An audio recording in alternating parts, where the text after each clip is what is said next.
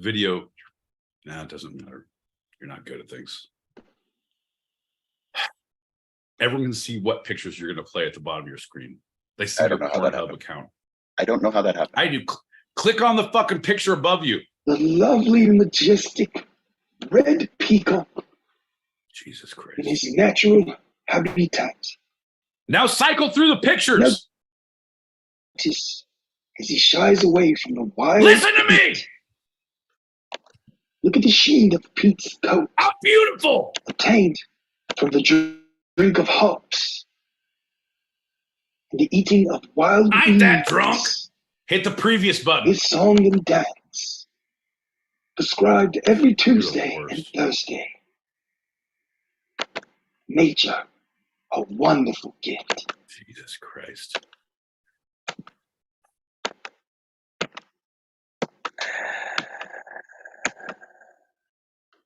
Hey!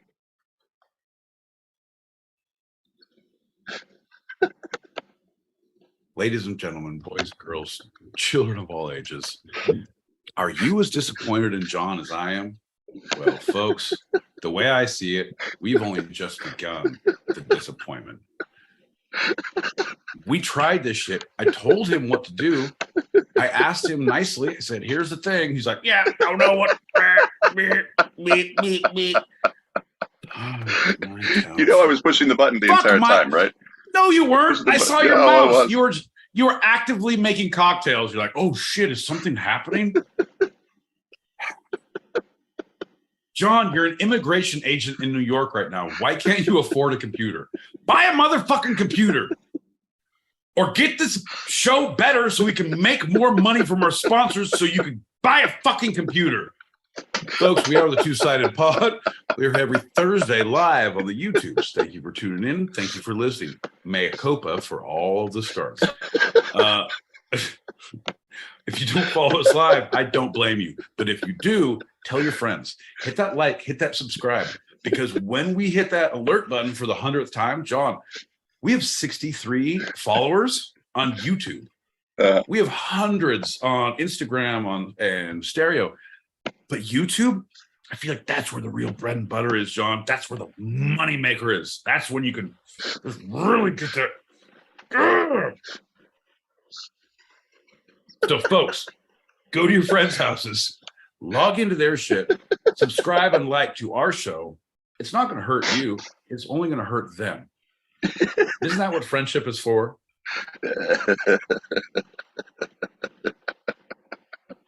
It is in our relationship. John, you want to consider a relationship? Fine. I consider it like a supervisor-supervisee relationship. I'm the bumpers on your bowling game of life. I am keeping you in the fucking realm of tolerance. Why do I always end up in the gutter when I'm around you? Well, here's the deal, John, because I introduce a lot of drinking. So there's a lot of people who end up in the gutter. It's very true. It happens all the time. Seen it 100 times. Never pretty. All right, so we got now.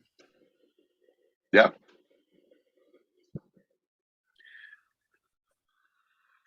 Folks, we're live on YouTube. If you hit that link above your head, if we're live, you can stop making that fucking face. There's 2 people watching live right now. Stop making that face. No, that's the one. Stop it. Jesus, John. We've worked on this. Fuck! Folks, we are the Two-Sided Pod. We're live every Thursday, 8 p.m. Pacific, 11 p.m. Eastern. Hit that subscribe button, hit that like, smash that alert. But if you're on the stereo streets, click that link above your head, see our faces. If you're not, may God have mercy on your soul. John, we'll pop some pack and see where we are when we finish this. Yeah? Yeah. Perfect. Yeah. That's the listenership. Hashtag grift gang. Right? Right? That's what I'm saying. That's what I'm saying. If you don't have an angle, I'm not interested in talking. Yeah, that's what they think is happening. But meanwhile, back behind the bank, that's where I'm interested in. Hello, fellas. Hey, yo. How you doing? Looking fab as always. It's crack-a-lackin', everybody. How's everybody doing? So good. So good. I saw your I went to your channel today, watched some of your videos, and I don't know. I know we're going to talk about it. It's going to be a thing. We're going to have to talk about it in the green room. Save it up for the green room. Convince me to play Fortnite, because right now I saw there's too many weapons. You have like 5 or 6 and you're throwing grenades and it getting shit. And like it made me feel comfortable when Foggy 420 is like yelling at you in the background. I love that. But cheers to you. Thanks for tuning in. Love you, bro. That chess guy that they accused of like that he was cheating by those like vibrating anal beads in his ass. You guys know that, like why whenever I tune in and I'm watching John on Thursdays especially, I feel like you guys could communicate with the beads. Like John just now, like that was a weird thing. Like you were like you're together. Like is that like this? You have is like a butt plug thing, like a vibrating butt plug, and you send him. Why are you sending him anything? First of all, Number like, one, he has control of the fucking. Yeah. Who do you think runs Bartertown? Oh, Seabird. Number one, yes, of course I run Bartertown. Number two, I don't even like chess, but if I did, there would be beads involved. That's a fact. Look it up. I'll play. Nope. But seriously, blink once for yes, 2 for no. Vibrate your anal beads for maybe. I think that's how that's how. Did you see anti someone's playhouse, the Australian improv group? What do they call it? Anti May's Playhouse? And they did a song. It was like, one of us has a vibrating butt plug. One of us has, and it's like a close up on one guy. And he's like, and it's not me. Is it me? I don't know. And he goes to the next guy. He's like, one of us has. I don't know. Is it me? And he goes to the third guy. He's like,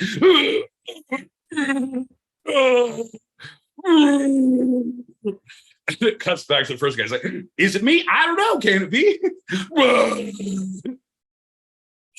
But honestly, I think that's a great way of communication. I've never heard my loved ones talk, but when they slipped that small device into my anus, I felt like the heavens opened up and I heard the voice of God. Can you hear anything? Oh, fuck no. Oh, fuck no. It took me about 5 minutes for I realized I think it's pronounced musical, because even though it sounds like a musical isn't like music, like a musical, it's just it's musical, because it's meant to be a play on Michael Gambon, because everyone knows that he passed away at the age of 82. So in him passing away, yes, I'm all about that, Gambon. Yeah, I love the Gambon. That means ham in French, and I'm a big fan of French and cigarettes. So rest in peace, ham boy. So funny that you said that about going to your friend's house because, I watched my sister's dog. One of the times I was there was during one of your shows, and I logged in with her account and subscribed to your fucking show. It's That's what amazing. I'm talking about. Yeah, genius. Great minds think alike. That's what I'm talking about. They can't prosecute you in a court of law for liking our show on someone else's device. If you were invited in, it's not breaking and entering. It's introducing new comedy content. Tuesdays, Thursdays, 8 p.m. Pacific, 11 p.m. Eastern. That's 4 a.m. Greenwich Mean Sandwich time. If you happen to be visiting a friend across the pond. Oh, good. We broke the grifting fucking cherry. Speaking of cherries, I just a message to the two-sided pod on Instagram DM. Let's see when that fucking gets. Oh, don't even. Let's see when anyone gives. Yep. About checking that one, huh? Oh, no. I don't even know what it is. You're in my world now, sweetheart. I watch Granted, I don't reply in turn. I was like, oh, that's crazy. Here's a couple of cats fucking fighting on a log. Super fun. But I see and I know. I'm with you. Seabird, I love you. Oh, now I know what it is. I just looked. It was me screenshotting my screen of my phone notifying me that the two-sided pod on YouTube. Blah, blah, blah, blah. In case anyone wants my fucking receipts. Damn straight. Only if I'm going to make a return, but for this purchase, I feel like it's going to be a good buy for everyone. That's right. The two-sided pod is here. Purchase successful. Seabird, adore you.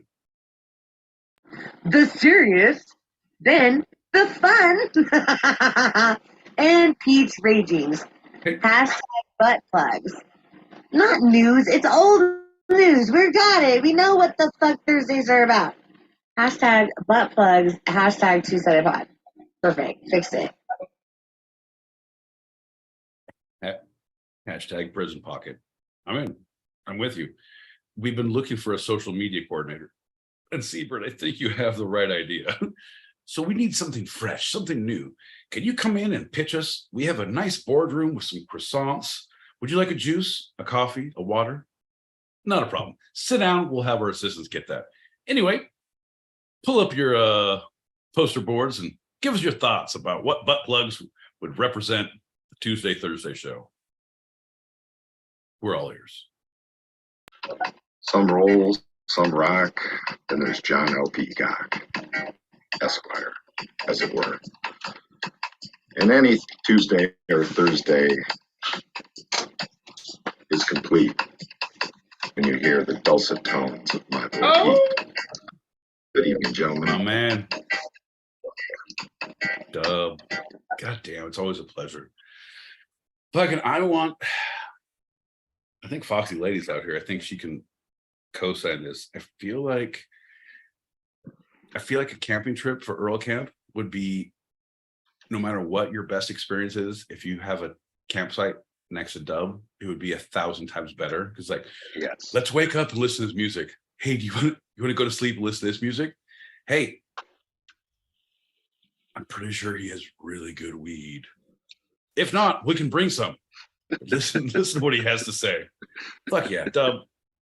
Here's to you, my friend. Cheers, brother. Thank you always so much for your support, man. Appreciate Always. it. Cheers. Bink, bink, Yeah. bink. All right, I'm gonna go quick.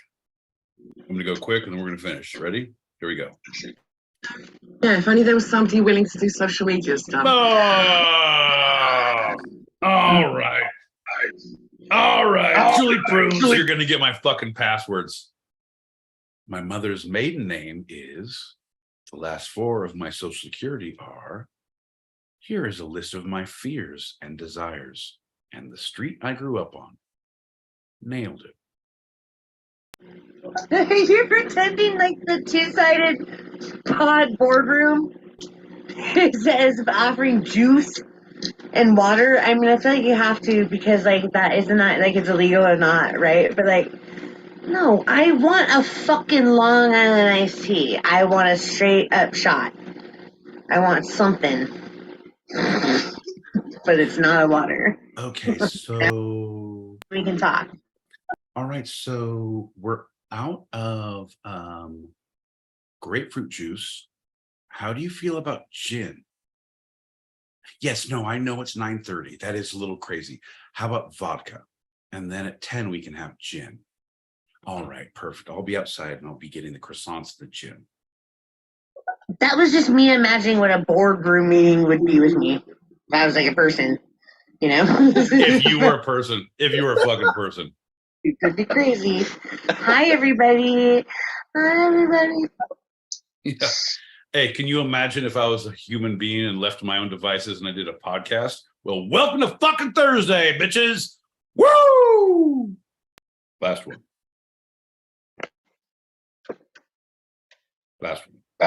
Hey, no ifs, ands, or butt plugs about it. You guys rock. I highly recommend breathing out while we you might feel a pinch.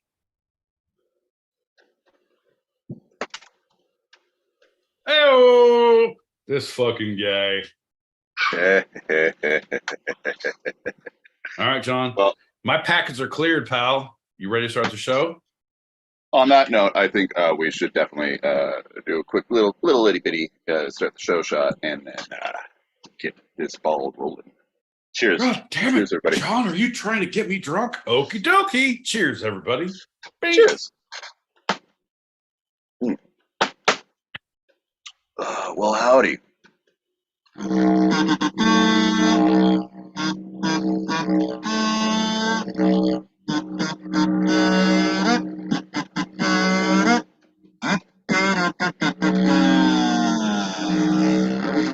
There it is. I'm Sean Peacock out in Brooklyn, New York. And I'm my boy Pete in Southern California, and I've never been more proud of a peacock in my life. And you're listening to Two-Sided, a live recorded podcast where each week I challenge Pete with a bit of the two sides of life, the serious and the fun. Yeah, John, the you and the me, the no and the yes, the ebb and the flow, the push and the pull, the tug and the stronger tug, the driving the van, the sleeping in the motherfucking van for all the time we drove to Arizona. The wake up and have breakfast with gravy and biscuits and the John L. Peacock. I'm asleep and I want to make my own eggs. All the things that happen in our life, John. Yeah, that's it. That's the show. Well, as we always do, let's start with a general check-in because it sounds like you have some things to say. My boy Pete, how you feeling? 3, 2, 1, go. John, I'm feeling super good. It's been a lot of hard work and a dream. First off, I'd like to thank God, whoever she is up there, really making this this show what it is, what it stands for. If we, any likes, any information that we get, any publicity is good publicity. You know what? Like we said multiple times, I'm going to be in the paper for eating a steak or in the paper for taking hostages. One of the two, John. That's how I feel. We're getting famous. Well, if we're getting famous, then that definitely leads us to our first lightning round. Lightning round. It's time to get down. Come on, come on, come on, come on, come on. Yeah. Woo. What's up, John L. Peacock? What's up, my boy Pete? What up, lightning round guy? You sound good. You sound refreshed. How's it going, lightning round guy? Oh man, yeah, it's been a fucking crazy time. I had a whole weekend to myself. I started a small betting organization. I took the name Grift Gang and I said, well, I don't believe in dog fights or cockfights, but I believe in betting on horses. And it all digressed to a lot of paint huffing in the garage, but there was a few people and I made money on sparkly paint, so it was a good weekend. All right. Hey, you started your own OTB, you know, a little off-track betting. That's nice. It's an improvement, you know. Yeah, that's what I'm saying. You know, anytime there's people have the foresight and the wherewithal to give some stick-to-itiveness, John, to stop the shenaniganizing, the tomfoolery, and just really, boy, Peter, you've been drinking. You're talking all this shit already. Right, fair enough. Trying to give you compliments. That's some bullshit. All right. Well, looks like you guys got some shit to work out, so I'll be out if you need me. Seems like my boy Pete has stuff to work out with many people there, lightning round guy. Hey, I'll talk to you later. No, really, I'll talk to you later. Good luck, John. Class action lawsuit, motherfucker. All right, seriously, if you guys talk behind my back, I will wreck house. No, we would never. We would never. Don't you fucking try to unionize. You don't have the power, John. I'm like Elon Musk and Tesla. You're not going to fucking unionize on my watch. Remember the wobblies. Anyway, anyone who's anyone knows that the first lightning round of the episode is always a standard Q&A. My boy Pete, are you ready for the questions? Okay. Okay. Yeah, fair enough. All right, first question. My boy Pete, what would you do with $1 million?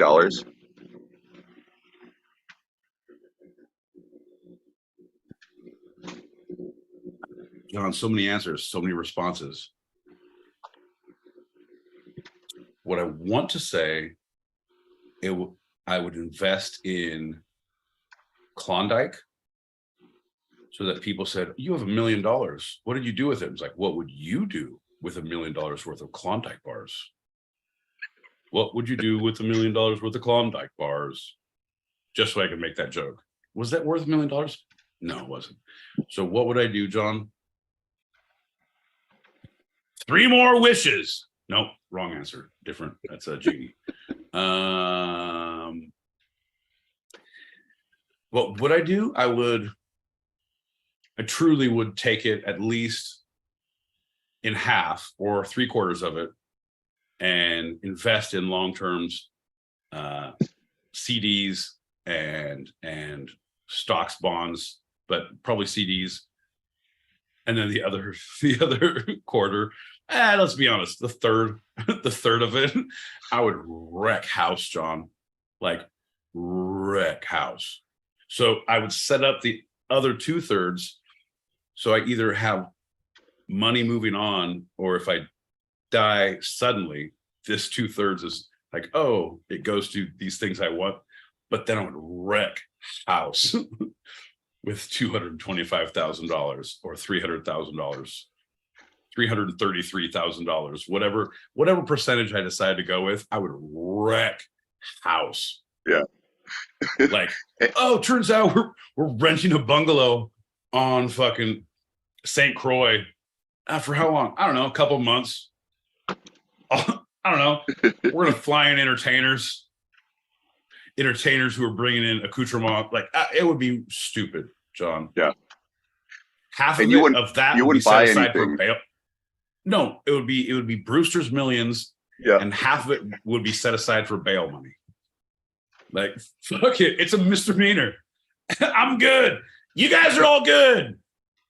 If your bail's less than 10 grand, I will pay it. I've heard that promise before. Let's hope that you can actually come through. John, when I win the lotto, man, all of your dreams are coming true. Believe that. Well, next question, my boy Pete. To start a cult, as we all know, you have an interest in such things. To start a cult, how much money? Please don't say the C word, John. That's fucking offensive, you cunt. It's a following and a movement. Yes. So, my boy Pete, to start a following and a movement, how much money do you think you will need?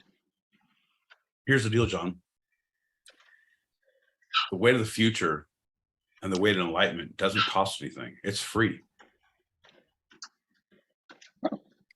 Are you interested? Do you want to hear more? You piqued my interest. Well, that's good to hear, John. What I need from you is to come to my ranch in Montana. It's a small operation, but it's going to cost you to get there. And we only have one vacation flight booking attendant who is going to help you with that. It's going to cost a lot, but it's worth it. And you're not paying me money. You're climbing the mountain of enlightenment. John, some say it's a Sisyphean task. Some say it can't be done, but I think you have the build to get there. And by a small operation in Montana, you mean a branding, right? I've never seen a brand that's bigger than an arm. That's what I'm saying. A baby's arm. Wait, we're talking about brands now, right? Fair enough. Yeah. Next question, my boy Pete. What is the perfect amount of money for you personally? What's a perfect amount of money for you? I've been thinking about this for a long time, John. It's great you asked that question. I can say specifically, without any doubt, one way or the other, all of it.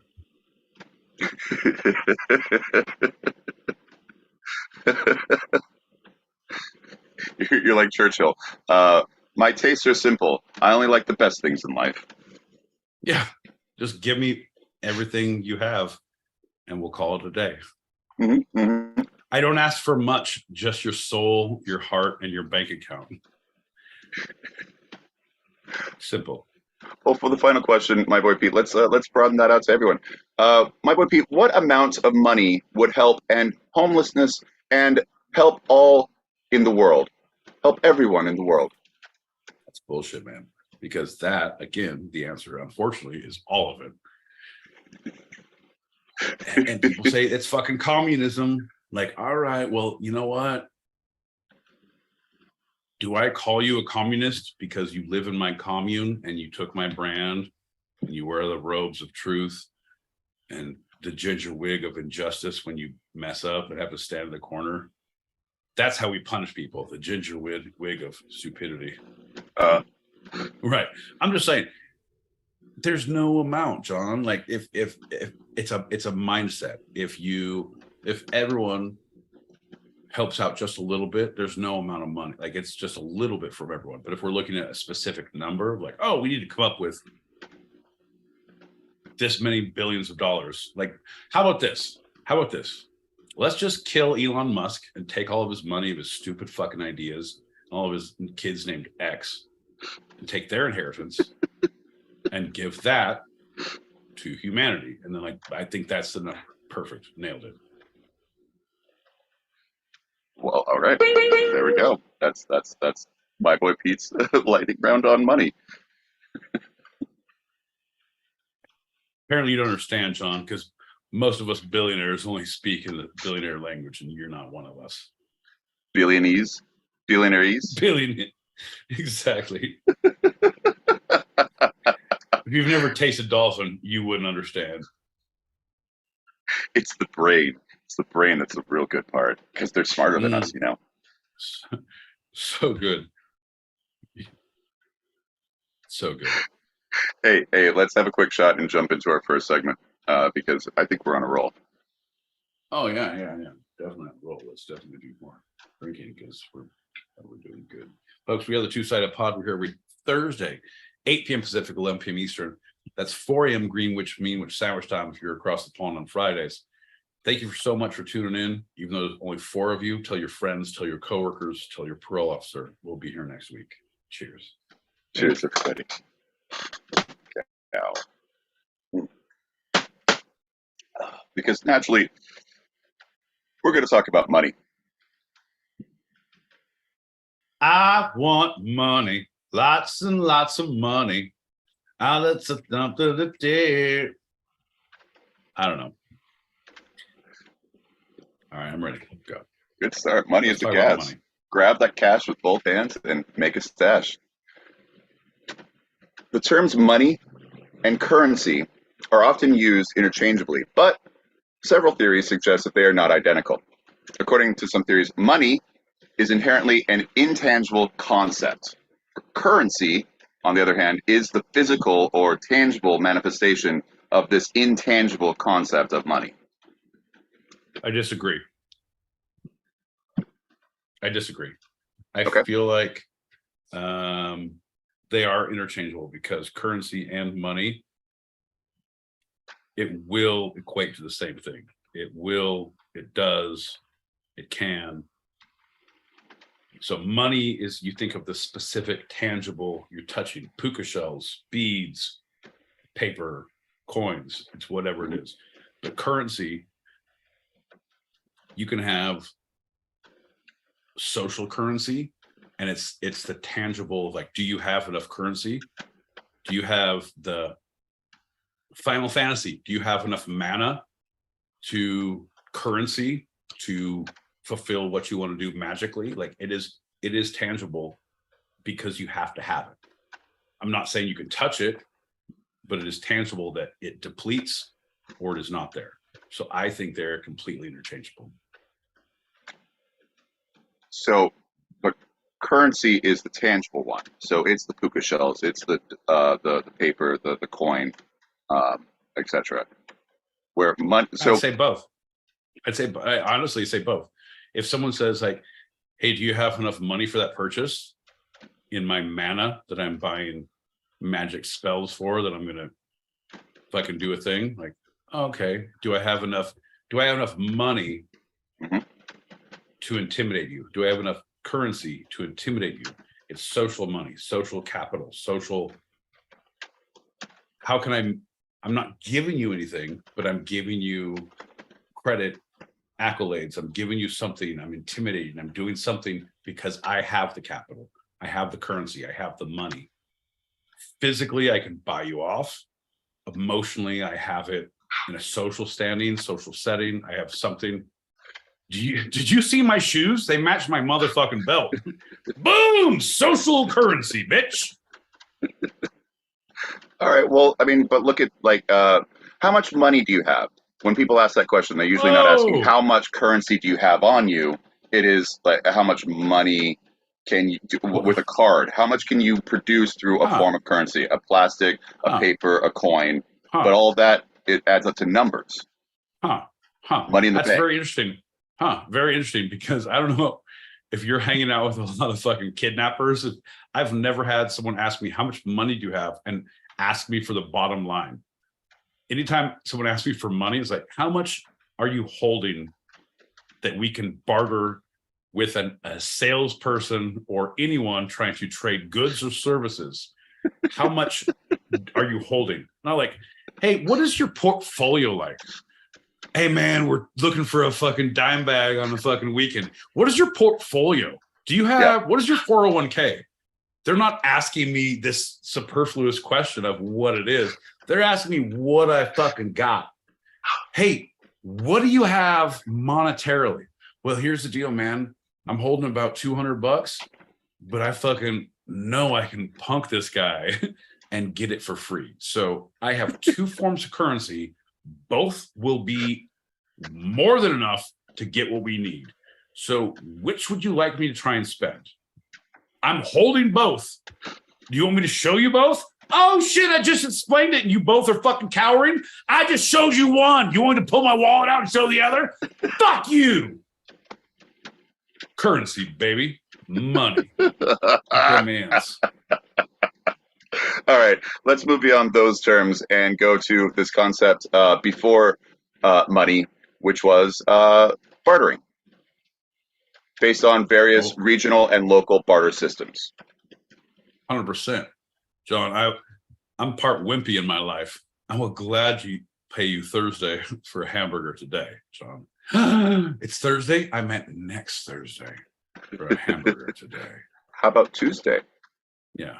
Well, how about some puka shells and some fucking SARS-infested blankets, John? So, let's just move past that one.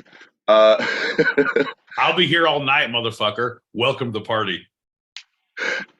Pete, I got a logical explanation of bartering, but I know you love bartering. You love the barter system.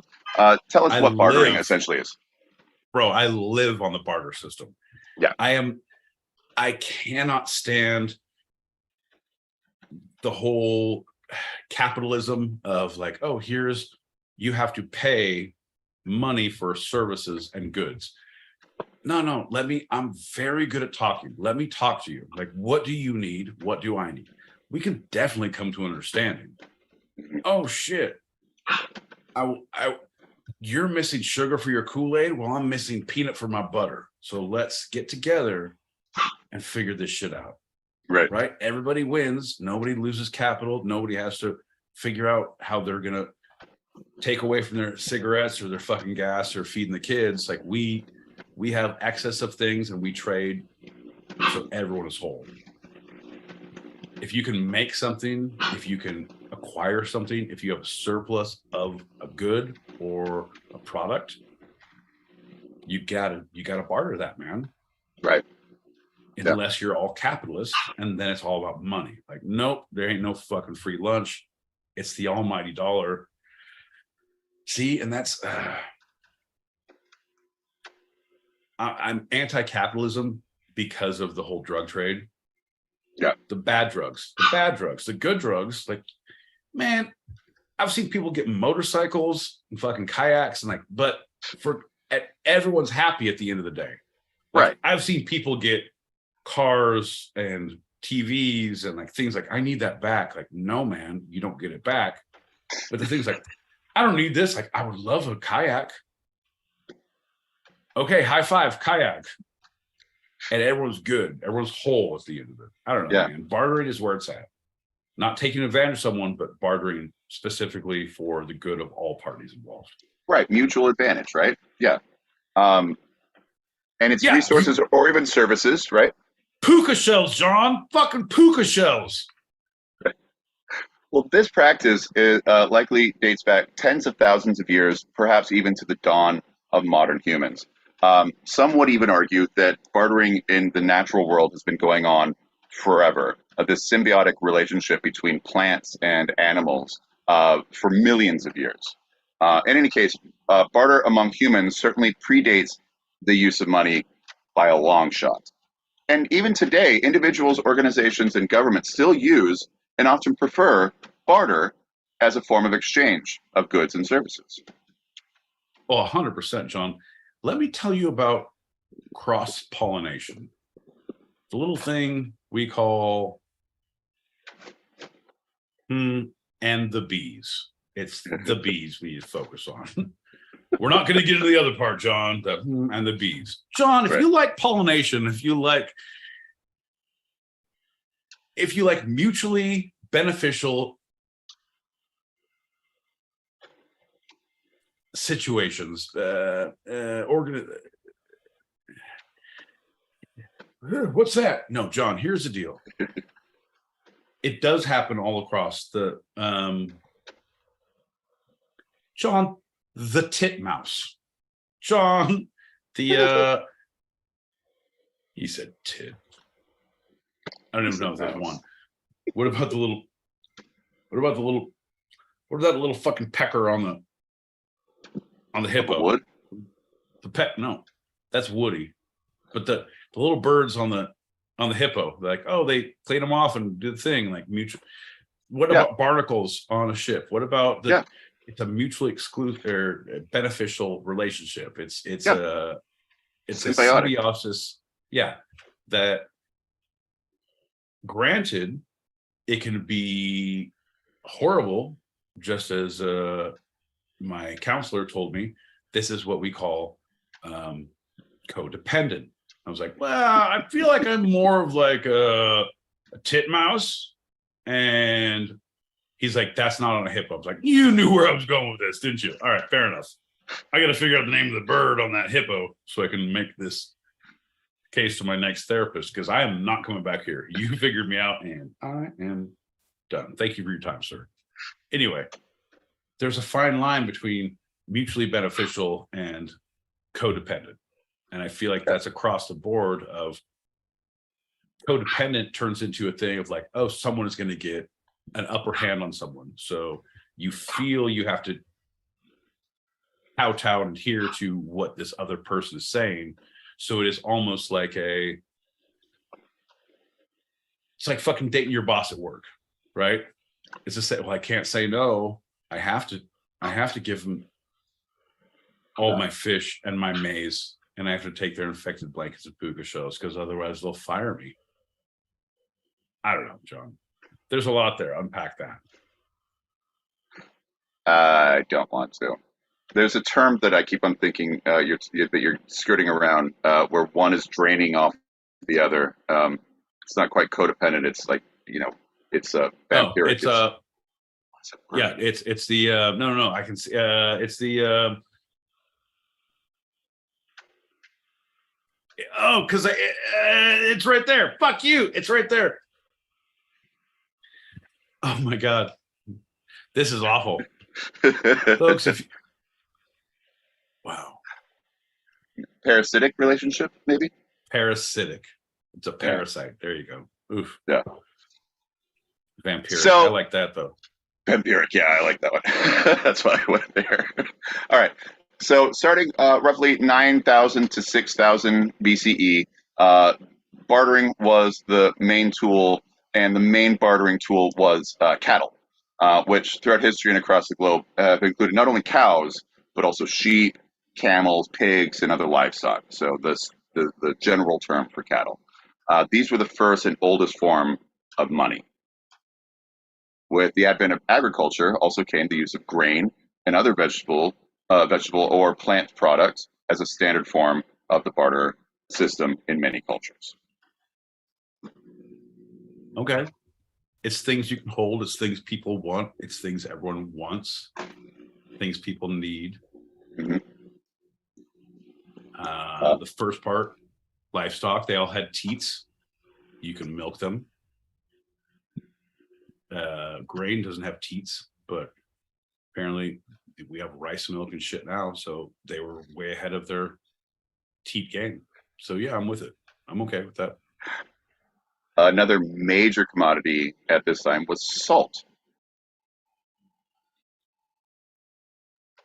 Come on. So it was difficult to obtain because it was mainly in the interior part of continents, and it was used to preserve as a preservative for food. So it was very useful, and so salt was a huge, huge commodity in the barter system. Yeah, that's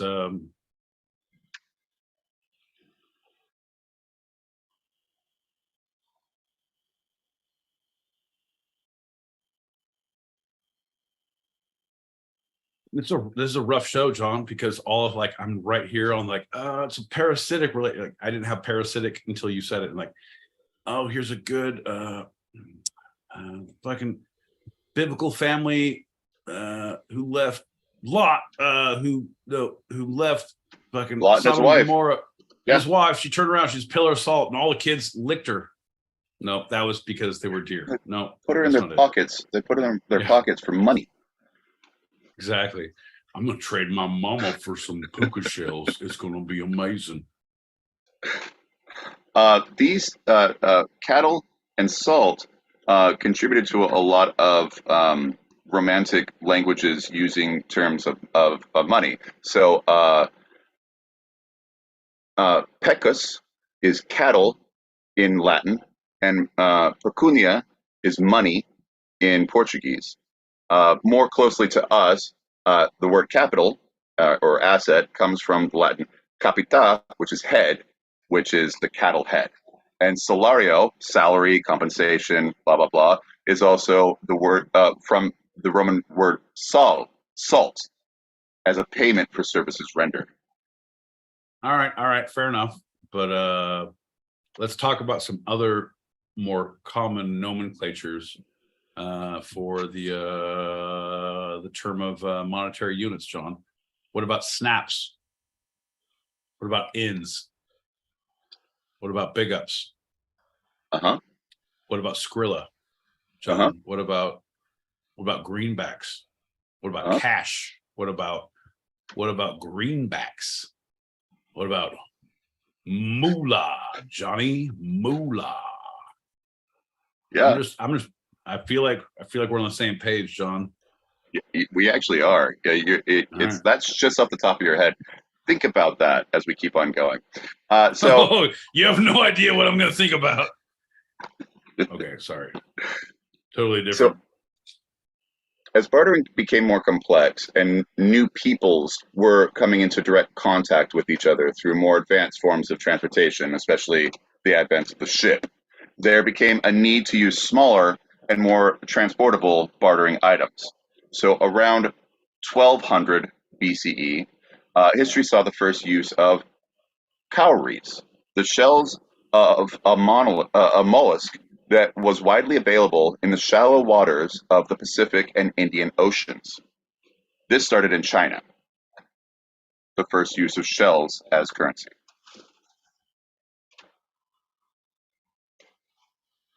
I'm guessing it was brought about by fishermen because, like, if we convince people that this shit is money, we're goddamn bazillionaires. Ridiculous. Yeah, Because at that course it point, was. no one swam, no one got wet. That was an evil, wet demon. Right. Oh, John, that's great. I got to get me some puka shells, man. So these cowrie shells, many societies have used them as money across the eons at this point, because as recently as the middle of this century, Oh no, middle of the 20th century. Sorry, cowries have been used because the middle of this century hasn't happened yet. Cowries have been used in some parts of Africa as currency. Because of that, the cowrie is the most widely and longest used currency in all of history. Okay, as currency, as an understood, accepted currency, Yes. instead of because yes, bartering is a Bartering is like I can get something from the thing you're giving me. It is right. a cow. It can produce milk or meat or both. What Right. it is grain that can turn into more grain, right? I've never had a dirt bike, but I have all these shells, so I'd love a dirt bike. Right. And that's bartering, even though it's buying it with cowrie shells, you're still bartering because you don't care about that. If you use monetary incorrectly, John, that's bartering. Am I incorrect or am I correct? Intention has a lot to do with how you're spending your shells. Possession is 9/10 of the law. Yeah. Height is 6/4 of your legs. Well, as always happens, very quickly after the start of the shells as currency, there in 1000 BCE, so a couple hundred years later, there came imitations. Bronze and copper cowrie imitations were manufactured by China at the end of the Stone Age and could be considered some of the earliest forms of metal coins. But they were metal coins. They were not counterfeits. They were not imitations. They were based on the shell, right? Right, and so they looked like the shell. So they were Right, imitations were of not the shell. Hear me out. Right, I'm with you.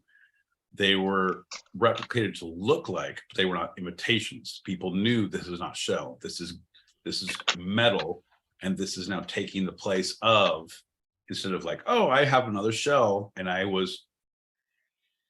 John, have you ever gone into Office Depot and said, this paper feels like currency? I'm going to go ahead and buy 2 reams of this and print myself $510 bills. Have you ever done that? Well, that's counterfeit. Have you ever done that? Allegedly, no. Allegedly, that's fine. But I'm saying it wasn't a counterfeit. It was in the way of. It was a representation of. Yeah. Right. So they know, like, oh, cool, this is now metal shells. This is a different thing. This is not an imitation of. It's based on. Yes. Yes. All right. So right, you're correct. They were the new forms of currency, but they were imitations of the shells, which was the old form.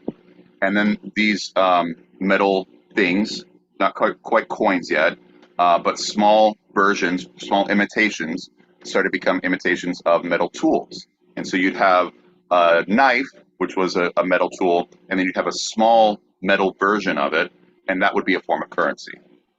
What the fuck? So what you're saying to me is this was the inception of charm bracelets? Kinda, like, yeah.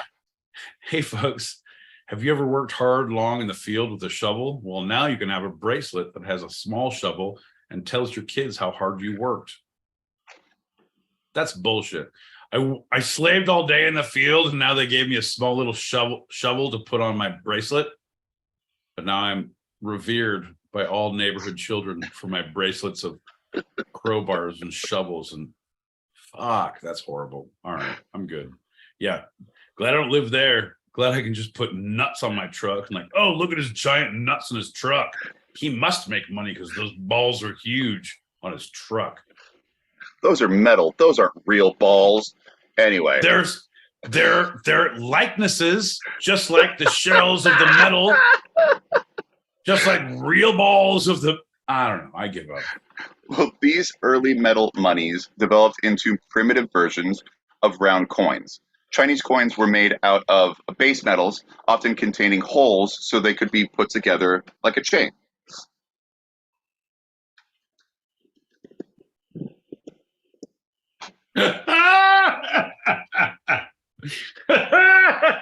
I'm so sorry. Oh, when you have something that shocks you and brings you out of your because I was ready. I had my joke in lock. This next one, Cass rules everything around Ming the Merciless. Cass rules everything around Ming the Merciless. Dollar bill, yo. Ming, get your money. Fuck yeah.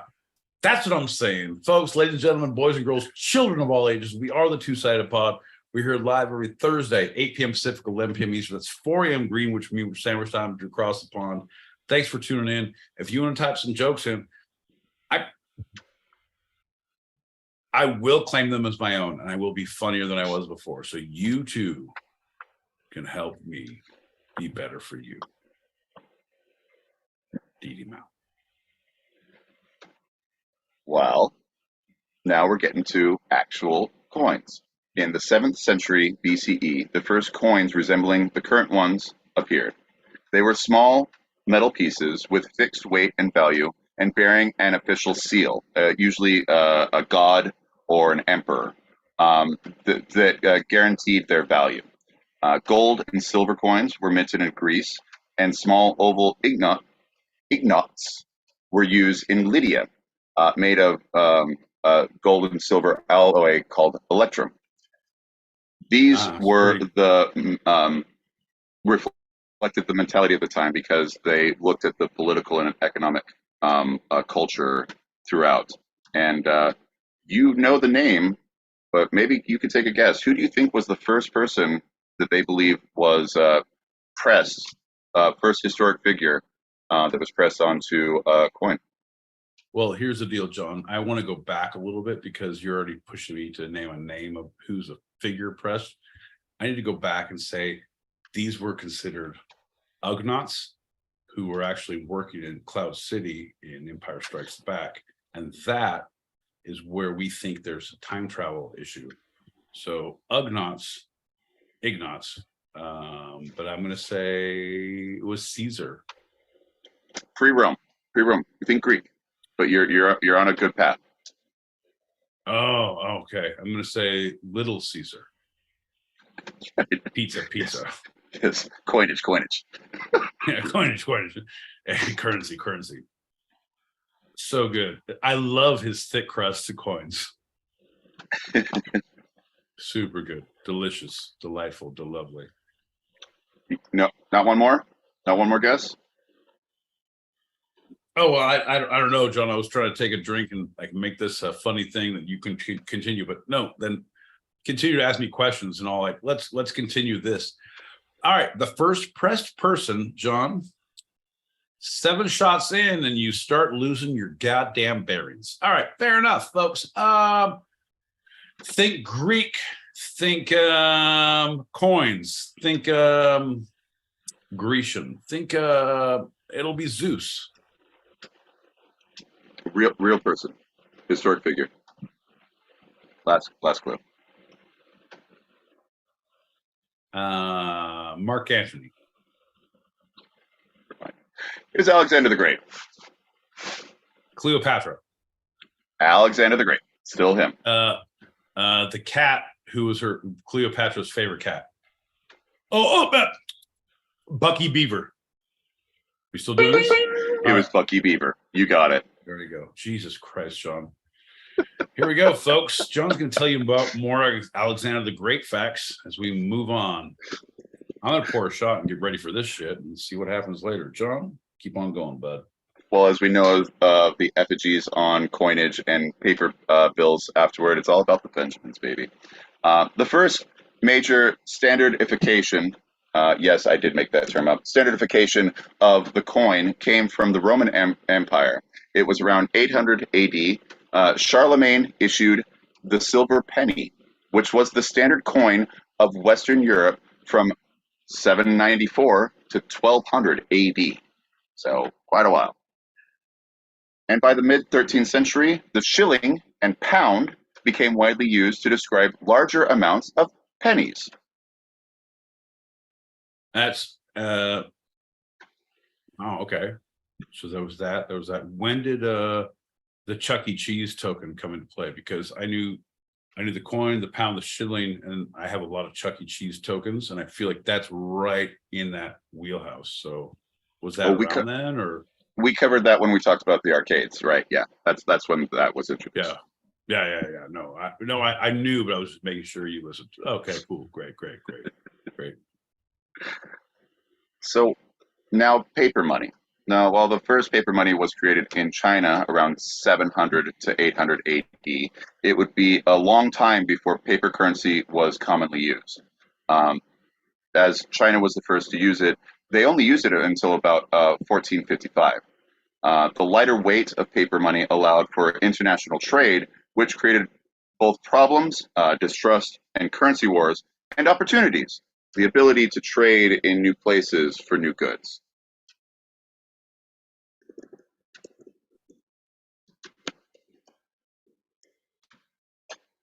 Okay, all right. I'm with it. And this was the Greeks. Romans gave us roads and aqueducts. Greeks gave us currency, Coins. allowed Chinese coins. gave us paper. Yeah, but the roads were already built, the aqueducts were already there, so they allowed the currency to travel quickly and people to drink water and stay alive to spend said currency. John, I don't know about you, but I'm fucking learning a lot today. I feel like I'm ready for the SATs. Well, think about it. It's gonna be my day, bud. Like Alexander the Great, the first major conqueror of the Western world, like had his face put on a coin. Charlemagne, the big one of the Roman Empire, standardized the coin, which was used for hundreds of years after that as the standard of Western Europe, of basically the Roman Empire, post-Roman Empire. So yeah, it's about expanding and conquering, and like, oh well, I need to take that from you. Here, have this. Here's some coins. There you go. Holy shit, I am not thinking this whole fucking church of the two-sided thing correctly. I need to conquer and get money out there, John. I need to get bigger than just branding. John, what I'm thinking is a whole rebranding, pardon the pun, of the two-sided church. John, what I'm thinking now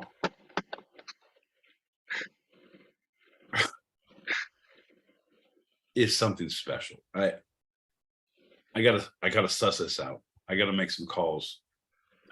My good friend Senor Madoff gets a few calls a day. Doesn't matter. I'm gonna figure this out. We're gonna get there. Another quote: "There is nothing quite as wonderful as money. There is nothing quite as beautiful as cash. Some people say it's folly, but I'd rather have the lolly. With money, you can make a splash." The modern system for dealing with this problem of the distrust and the currency wars rose in England during the reign of King William, the Protestant Dutch royal who had been imported to the throne of England in 1689, fighting with the French. And they didn't know how to pay for it because it was called the 9 Years' War, but it basically, at least culturally, has continued to this day. So King William started borrowing large sums of money. This is the first time that ever happened en masse, and kind of created a new currency of money because of it. Hey man, hey, let me hold on to some of that. Hey, hook a brother up. Here's the deal. I got a big ass kingdom. You know I'm not gonna fuck this shit up. Let me hold on to some of that Skrilla. Give me a little something. Give me a taste. Papa needs a taste. And that is how the kingdom is run, John. So the Bank of England took deposits of gold from lenders who were allowed to incorporate themselves into the new company, the Bank of England. And then they gave the deposits were then lent to the king. The banknotes, being guaranteed by the deposits, were as good as gold, money, and rapidly became the generally accepted new currency. Here's something that means there's something else tangible somewhere else. Fort Knox, as we know it in America. You're fucking stupid, stupid, stupid. We are actively a stupid people. It's just, so basically what you're saying, this is the first time that we put worth on something that had no worth, and collectively we all like agreed that this is what this is worth. So it's art, it's an art piece. It's, oh, the Mona Lisa. This is the Mona Lisa that we all agree is a multi-million-dollar piece of art. Right. And it's small as fuck. She ain't that good looking. It's not that well painted, but we all agree. So this is a fucking thing now. Yeah. So we all agree that these shiny things mean this thing, and this is how we move forward. The agreement, the social agreement that we all believe in, John, I need to get to the bottom of that. If I can make some people agree that the brand of the Church of the Two-Sided is specifically worth more than just true happiness, personal wealth, well-being, and the future that one has wanted their entire lives. If we put somehow to make that on the whole traded openly stock market, stock market, my enunciation is all fucked up, but I'm saying if we can openly trade the brands, John, I feel like we have somewhere to go with this. Otherwise, we're going to be stagnant after like 400,000 devotees, and I don't want to stop there. You know what I mean? Right. Well, we're going to have the promise of something tangible in some kind of our version of Fort Knox. As long as we have that promise, they'll be fine. Everyone will believe us. Right, folks. And that is what you're going to learn about when you come to the open chat sessions of the Two-Sided. We can sit at the feet of the masters and truly understand what it is you're paying for. And this is a version of the most modern form of money that we know. Money makes the world go round. The world go round. The world go round. Money makes the world go round. It makes the world go round. Paper money, backed by the authority of the state, was an astonishing innovation, one that reshaped the world. Okay. All right. Because more people bought into the stupid shit, and we all like, yeah, that's the thing. That's the stuff. That's the ticket. That's the ticket. Is that where that comes from, John? That's the ticket? What the fuck? Yes. I don't like it. I don't like it one bit. But true. I am relying on my barter economy now from now on. Well, that and the money I spend on everything else, but mainly bartering. So the U.S. had Fort Knox of gold, and it said that's where all the money is actually, the tangible essence of these bills, these bank bills, if you will. And then we started doing silver, and then we started doing like, it's just a note. It's good. It's good. It's still good. Don't worry. There's nothing behind it. No, it's fine. It's still good. It was made by your government, so you're good. I thought silver was before, so silver was after gold. Yes, gold first, then silver. Huh. Silver was worth more at one point, and so when the Boy Scouts started, they had silver as the highest rank. So maybe that's where you got the confusion, but maybe not. No, pretty much not. Like I don't think I would ever confuse any Boy Scout lore with any of my knowledge. I'll be honest. John, what I can tell you is that at one point, it was 2000, 2001, 2002, right around there, that weed was more expensive than gold, because gold was like $310 an ounce, and you were paying $350 an ounce for weed at that point. And it was great weed.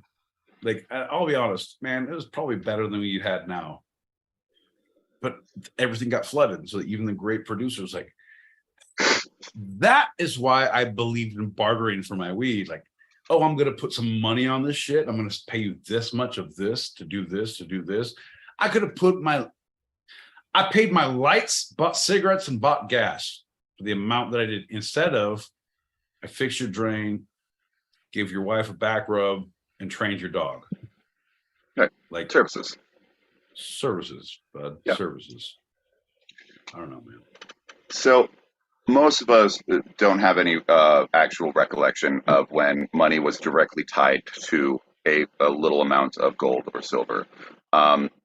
So it's hard to remember what, we're used to the ways of the pay our bills and our paid at work, the stance of numbers in our bank going back and forth, and the credit card statements.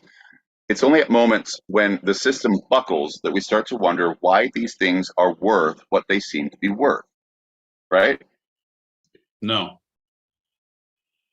I know you want me to say yes but no. If you're a logical human being, you see early on, not when the system buckles, like, why is this?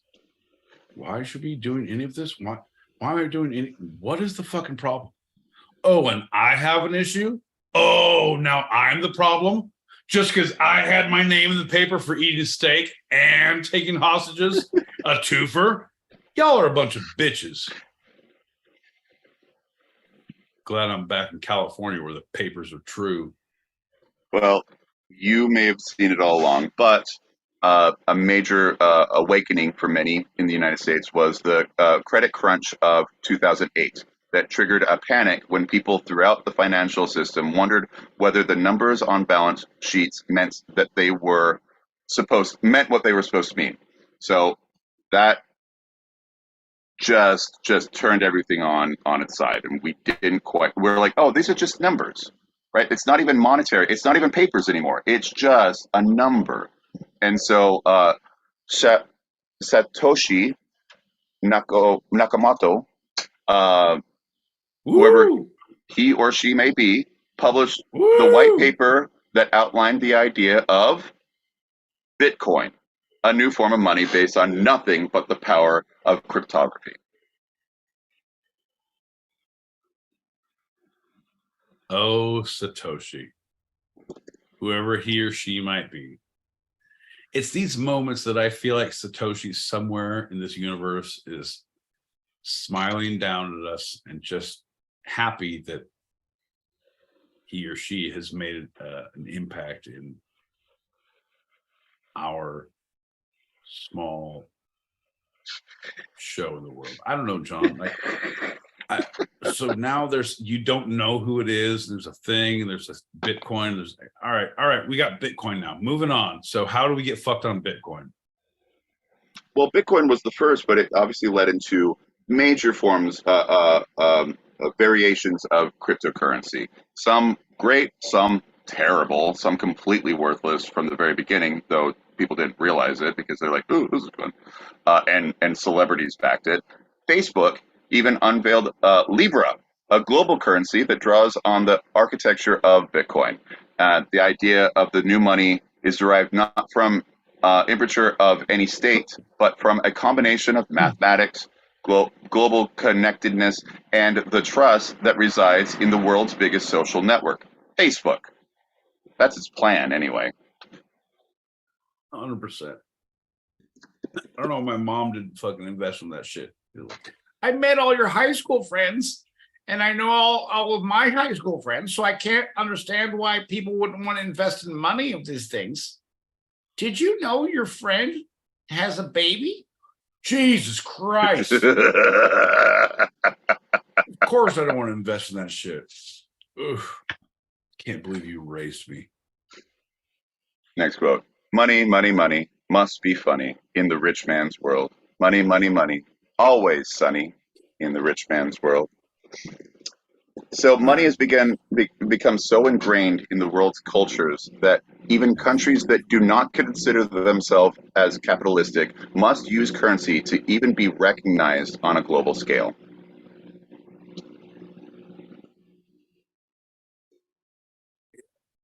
Yeah.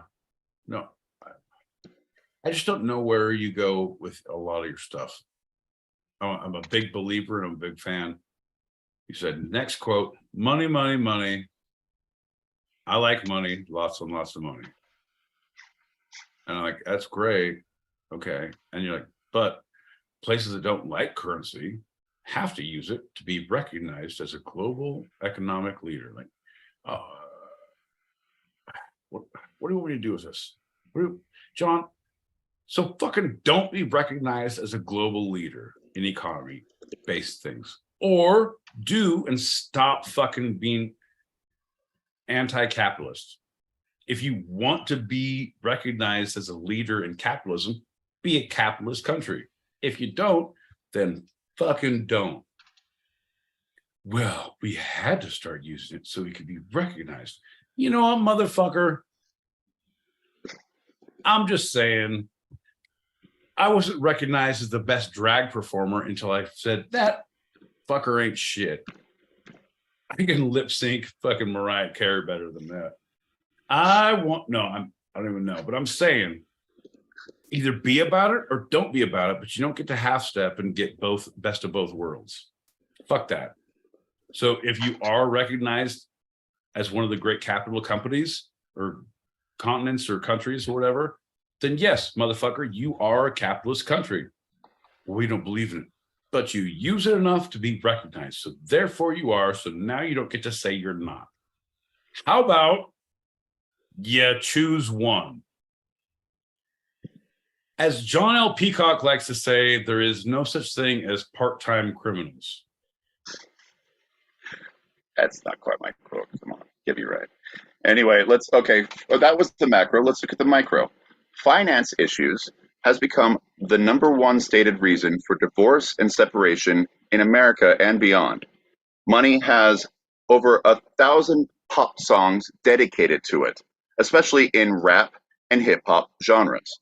It has both saved millions of lives and has been the primary cause of countless avoidable deaths.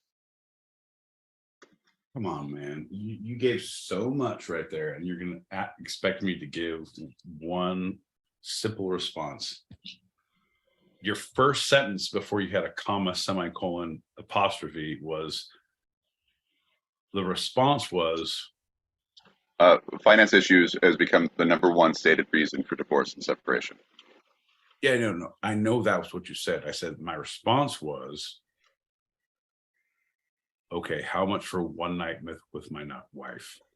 Like I truly, yes, there is those issues, but those issues were previous before you got into a relationship.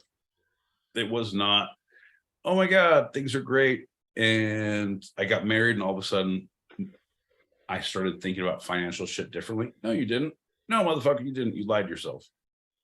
Everyone lied to everyone. If you truly are like, yeah, man, I'm in this fucking financial situation, and you're smart and don't have a motherfucking wedding that costs $25,000. Right. Oh, I'm poor as shit, and I'm going to spend $5,000 to get my friends drunk. Fuck you. I'll open a bar tab. Like, once we hit $1,000, I'm out. Fuck these cunts. That's my goddamn reception.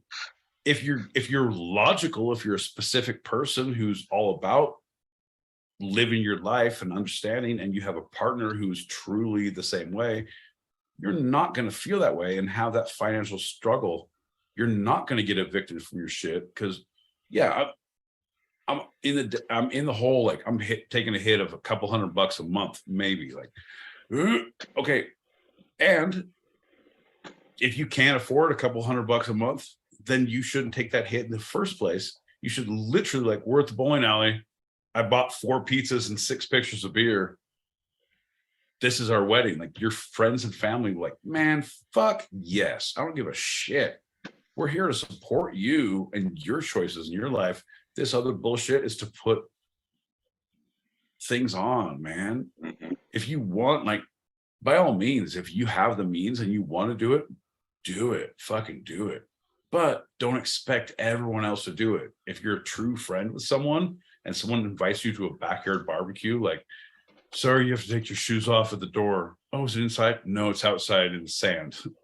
What the fuck? Fucking take your shoes off, get drunk, and fucking hang out. This is a homie. This is a friend. You don't need to pass judgment on someone else's choices financially. I personally, looking back in retrospect, I would never have spent the money I did. I would have I'll be honest, I would marry someone religious so I could have a church wedding, like in a church, because For free. Because churches are free. Yeah. You get it. But then I would have like, oh, reception is at someone's house that is like all free. I would not pay the money. I would like literally, oh, you need chairs and this and a cake. Nah, motherfucker. Like, hey, I need everyone to bring a case of beer, a bottle of booze, and fucking at least a pound of meat. Everyone brings a pound of meat, and then you just start grilling shit up. Like you have, all right, your name is on the list. You're fucking grilling meat from 1 to 2. You're grilling meat from 2 to 3. You're grilling meat from 4 to 5. Like, what do you mean? What are we doing from 3 to 4, 4 to 5? Oh, that's our limbo contest. I don't want anyone grilling meat then. I'm very specific. But there's no need to do that. So I feel like the umbrage that's put on people monetarily for weddings and that shit is not, it shouldn't be. It should not be. Same thing as student loans, John. You want to talk about fucking student loans? Is this where we're going? Fuck no. Don't do student loans. No. You go to goddamn community college for whatever you need to, and I promise you, you get a job, you get an internship, because any job you get after that, they're like, oh, it's a 4-year degree or work experience. The only thing you're going to need to get is if you have your master's or your doctorate, and like they need a specific specialty. Yes, do that if that's your, definitely do that. But if you're looking for, if you're going medicine, if you're going dental, if you're going law, if you're going a specific thing, but if you're general ed, like business, no. If you're going, unfortunately, I gotta say teaching too, man. It's, I would say get a master's. I would say I wanted to be a master's in teaching. I wanted to, but they don't pay enough. Like, and they don't support it. But you can get you can get an AA and get your teaching credential as a sub. So you can fucking go to school for 2 years and become a long-term sub at any point. Like, it just doesn't. But you want to be a garbage man, John? You want to be an astronaut? You want to be a fucking bear? No, okay, that last one was mine. I want to be a bear. You want to be an astronaut, John? No. Yeah. John, you want to be a bear garbage man? No one does. That's. I just had to ask the right questions to get the right response. All right. All right. Let's wrap this up. So money has been so ingrained in us that people name their children, or at least nickname their children, after money. Penny, Bill, Bentley, Bob, Cash. I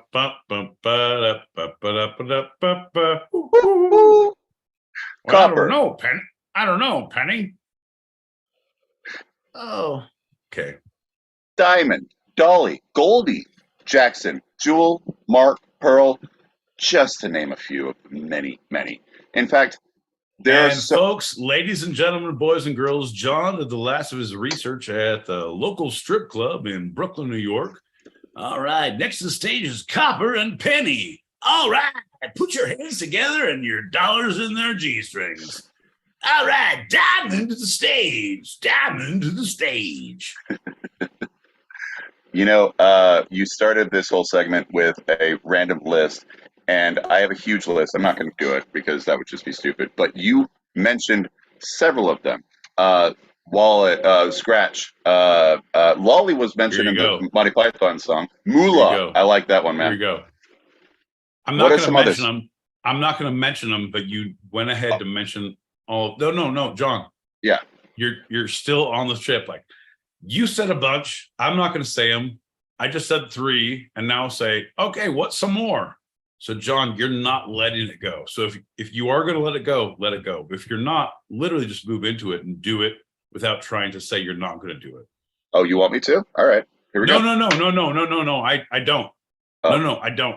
I want you to be aware of what you're saying and how you're saying it. I want you to be like, oh, we've done all this. So we just literally skip over the point. I'm say, I'm going to skip over the things. You skip over that and you move on to the next paragraph. Folks, if you like what you heard, if you can't believe what you've seen, if you have never spent enough of those greenbacks of that cheddar that John loves so much, if you don't know where that comes from, well, folks, make sure you email us up at twosidedpod@gmail.com. That's TWOsidedpod@gmail.com. Let us know how much you appreciate John's lack of editing and how much you appreciate my lack of editing. Jesus Christ. All right, the one I really want to say, and I'll finish on this. Apples. It's not used so much these days, but in the 1920s, jazz musicians were using apples as a form of currency, and that's why New York City is known as the Big Apple. I don't believe you. It's 100% true. Money for nothing, and the chicks No. for free. No. Well, that I believe. Two things I believe that should never be paid for, John: water and sex. You say it many Both times. Well, I say water and pussy, but I'm trying to be all inclusive here. Well, that's your first time on the show, so anyway. Hey, don't tell me I say a lot of things a lot of times and they're like, oh, you said the real one? I never said water and sex. Ever. You're like, you said it a lot. Hey, John. Hey, bud. Either support me or fucking don't. I'm with you. Right? I'm with you. Yeah, are you? You're like Rick Moranis for like an FBI, and I'm Steve Martin. Goddamn mob. Folks, we are the Two-Sided Pod. John is a big dumb animal and must be destroyed. Raise your glasses, lower your expectations. Let's do a shot and we can move on to the next segment. Holy balls. Cheers, John. Maybe we can have some pennies from heaven. There you go, buddy. Yeah. Cheers. There's your button. Thanks for putting that in.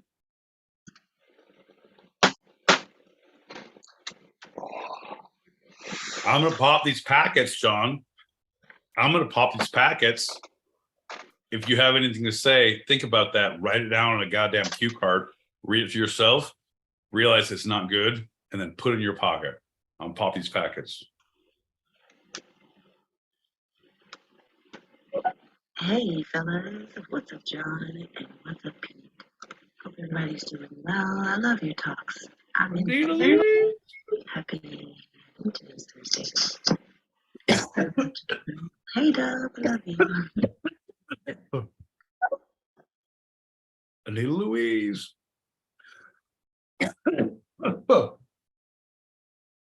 Anita Louise. I'm not choking. You're choking, John. Anita Louise. Girl, it's so good to hear from you. If you're not watching right now, you can click that link above your head.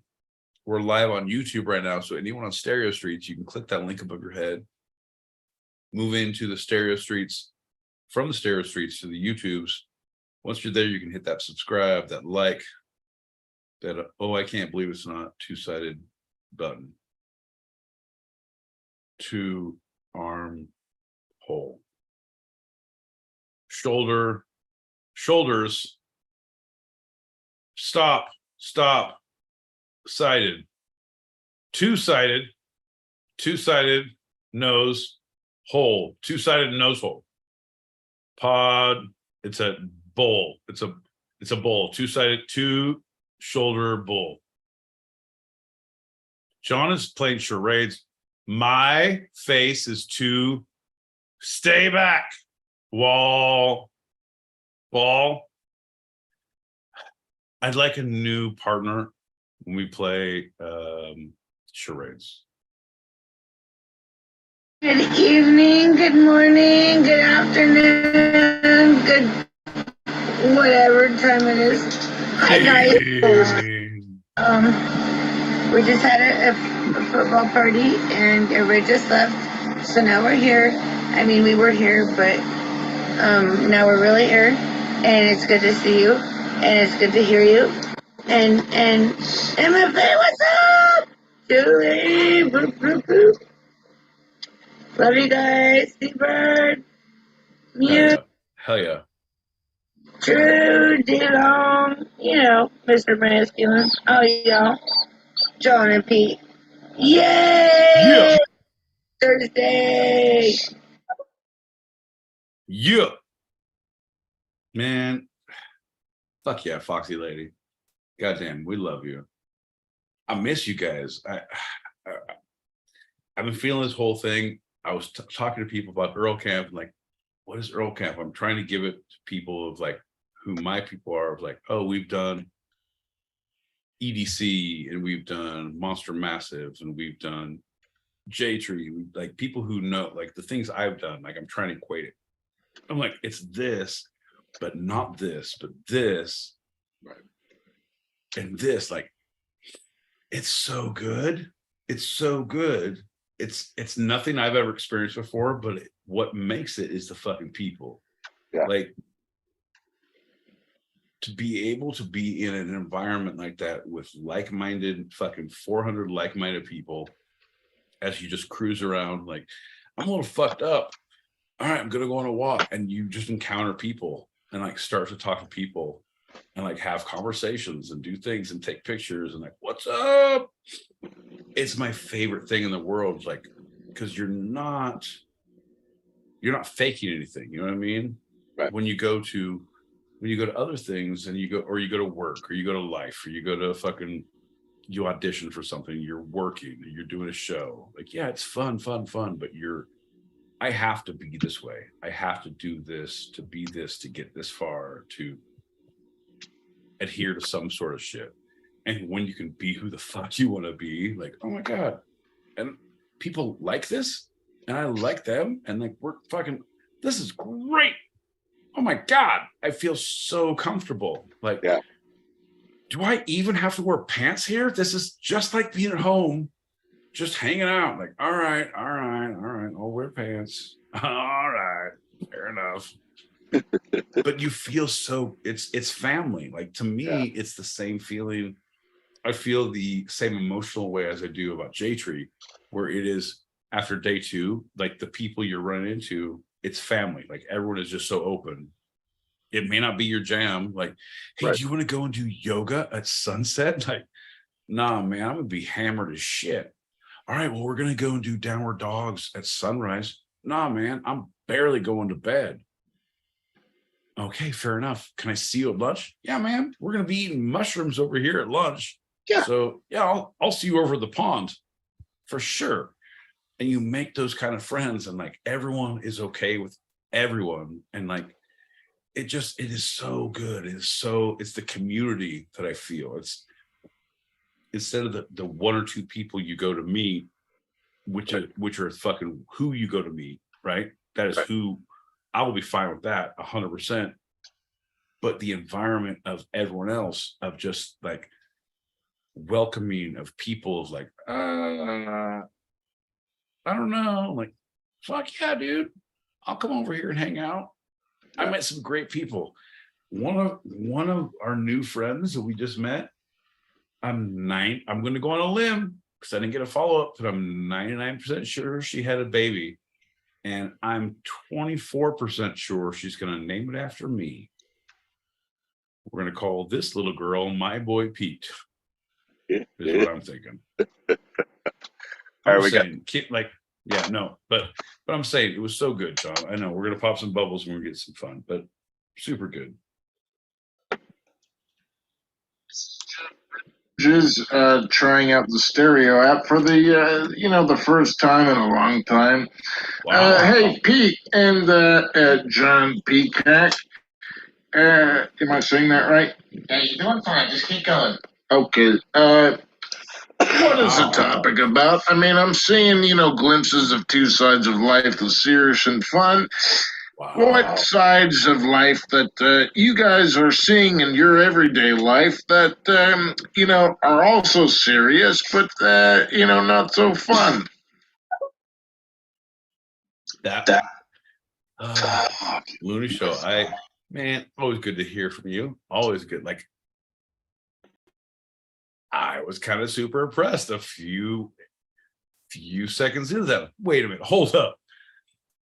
Here's an impression that's very just middle of the road that no one can really how can you identify it? It's not Seth Rogen, it's not Christopher Walken. Like, holy shit, kind of nailed it. Because I was thinking of like White Squall and like fucking Big Lebowski. And like all of a sudden I closed my eyes like, Jesus Christ, man.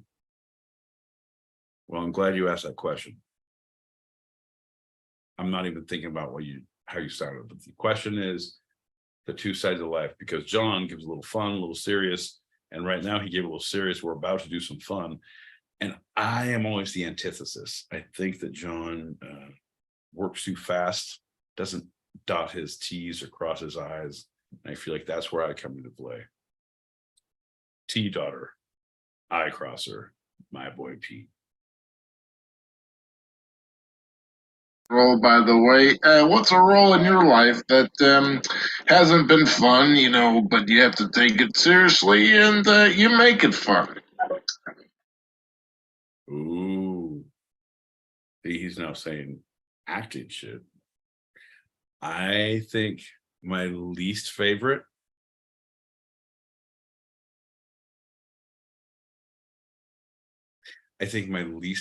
was it's a twofer. Two of the things I hated the most. I was Fiedka in Fiddler on the Roof, where I was the Russian soldier who married the daughter and had one song and then met the dad and then ran off with the daughter. I was like, I hate the song, I hate the dance, I hate the costume, I hate being here, I hate everything about it. Or Joe, which I hated the songs, I hated the show, I hated what it stood for. And then I was the only one like, well, I don't know, but I'm like, this is not. And then it's like, it's okay, these girls took care of him. Like, why are you, this is bad. I'm the one who's the punchline of like, it's okay because they're good. Like, no, they're not. They should be better with their things, and he's bad and they're bad and everyone's bad and everyone needs to be better. And somehow I'm the one who's the fucking come along. That's, to me, those are my two worst. Joe from 9 to 5 and Fiedka from Fiddler on the Roof. Final answer. Awesome bubbles. I hear you talking, Pete. There's some stories that I haven't shared, and I just want to share them real quick with the group. There was a whole conversation about other campsites that were near ours. They were like, what are they listening to over there? And right? No, that's John and Pete. They just have angelic voices. They're like, no, those guys are actors and podcasters. That's why they sound like that. They're hanging out with actors and you guys didn't tell me? Whole thing about post Earl Camp. Who are the John and the Pete? That's so fucking funny. That's so fucking funny. Dude, it was so good. Like, my favorite thing, I should have gone over there. I felt bad. I was pissed at John. I was pissed at everything. To get out, I wanted to go say bye to Mamie and fucking Dave,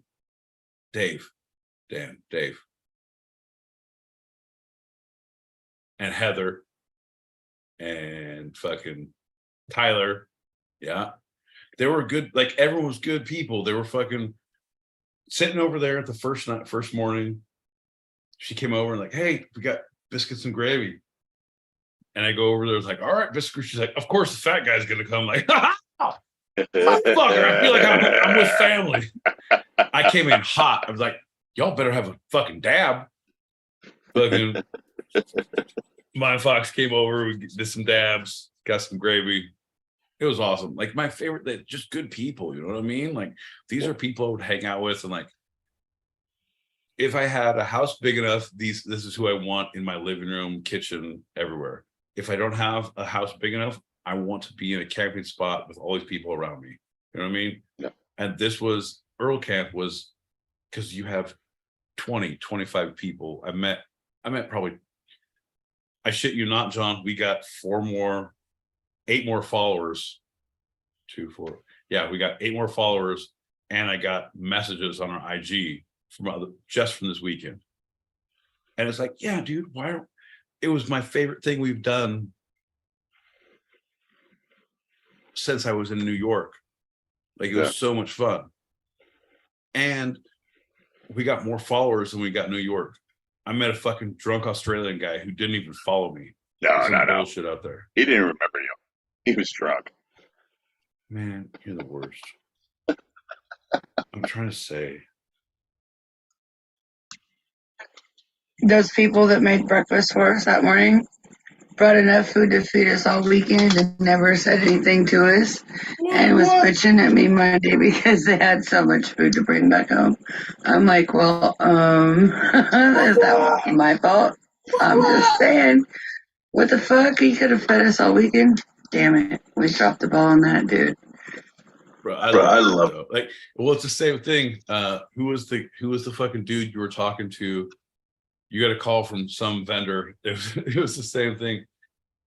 My folks was talking like, oh shit, they're charging me this much, and I don't know. And it's like, well, why do you call me? What? He's like, man, is it my job to fucking call you and handle your shit? Like, handle your shit.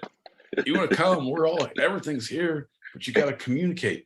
You guys, you and me should start a goddamn bowling league. We are the mass communicators, but we are with people who don't like to talk. John L. Peacock is the worst communicator in the world. I thought I was bad.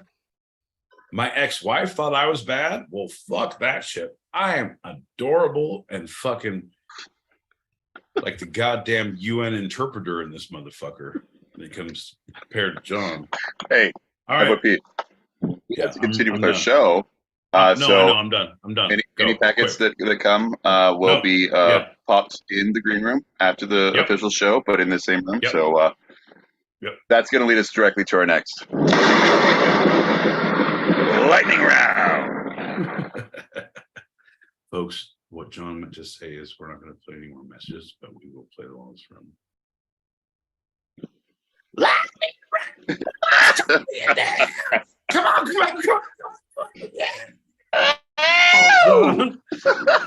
don't think I know about this shit? I'm playing the game. I'm about to take it. Let's take that motherfucking ride. That's right on, lightning round guy. How you doing? You feeling better? Oh man, I'm feeling good. I'm ready to rock. Come on, let's go. What you got for me? How you been? Your mouth is a little glossy. It looks like you've been maybe like, I don't know, there's something like painty about it. Ask me no questions, I'll tell you no lies, John. You're also naked. Oh, naked as a jaybird. Too hot, too cold, just naked enough. I'll see y'all 3 bears later. Bye. Oh. Okay. Oh, hold on. Fuck you. Because that's a good segment, but I just got to tell you, John, I just started watching HBO's Naked something. Naked and Afraid? Nope. That's what I thought it was going to be. Nope. John, nope. I was wrecked. I was like, bleh. I was like, I gotta close the curtains. Like, if people see me watching this, I'm a fucking animal. It's not even fucking midnight. This is ridiculous. Someone comes out, they were like, oh, I want to date someone. I really like this, people and this and this and this, whatever they like, all right, well, here's a bunch of guys for you, or here's a bunch of girls for you, or here's a bunch of guys and girls for you. I'm like, all right, so we're gonna reveal their lower half, and they're totally naked. So you see literally from their waist down, like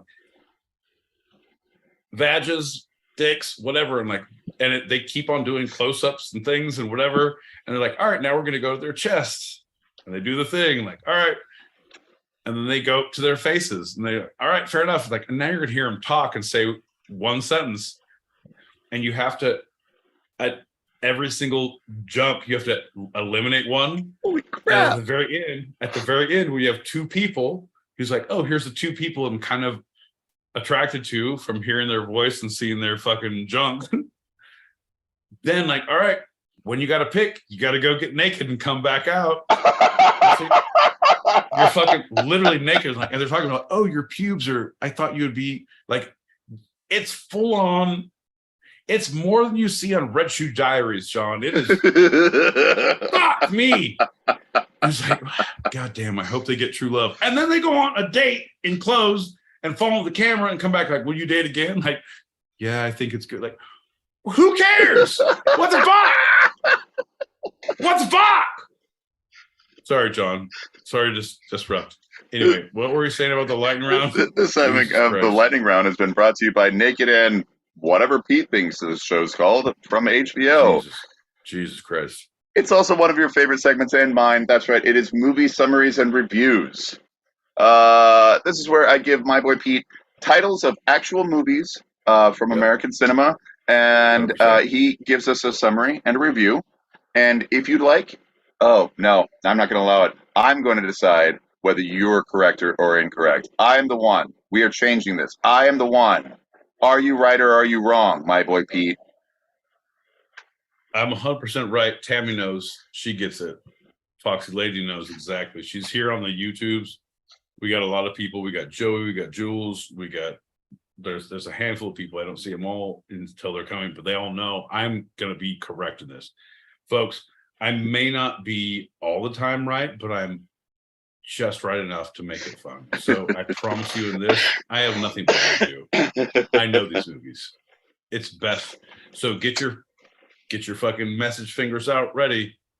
Let us know what you think. We will then go ahead and tell you who is correct and who is wrong. And I'm going to go on a limb to say I have never lost a competition. Actually, no, I take it back.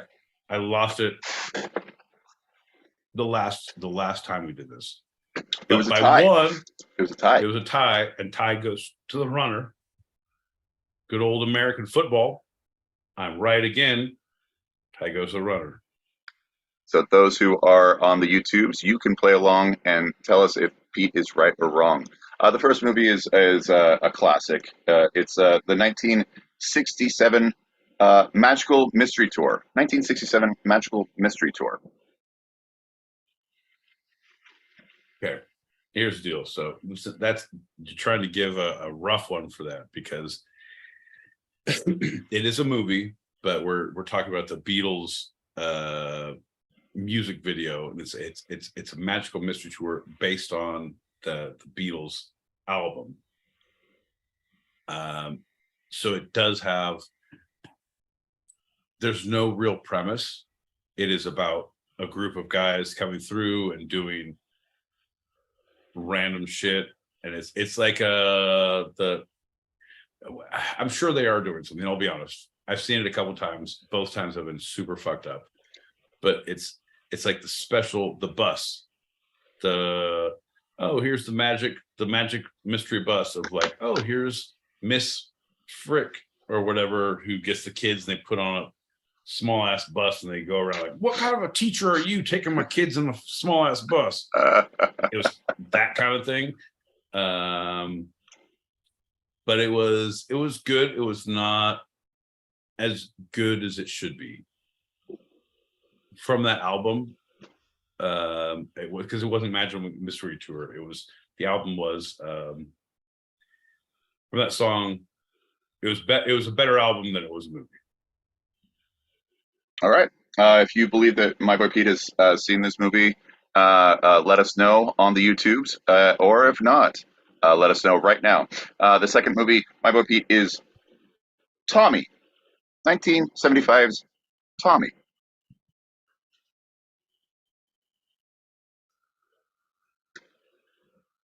Okay, hold on. There's two different movies it could be. And I don't know movie dates very well before 87, 88. You said it's 75. 75, yep. Okay, so it's Tommy. Movie Tommy. Tommy. Can you give me any little thing or maybe we have a common thread from the previous movie to this one? Perfect. Okay, not a problem. Here's the deal, folks. This one I have seen because I actually saw the other one. I saw the other one too, John. But I was like, if I go full bore into either or, see, a joyful, incomprehensible beetle mess. That, my friend, is exactly what the last one. This is, folks. If you think the best drummer in the world only has one arm, you have not seen this spectacular movie, Tommy by the Who. Folks, I'm just letting you know, Tommy was a kid who had a bunch of handicaps. He couldn't do a lot of things, but he sure could play a mean pinball.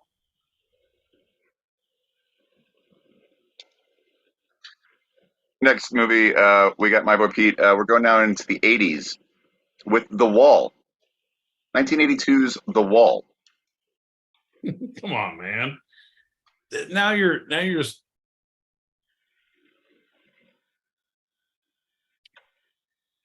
just saying shit to me. Like you're trying to insult me.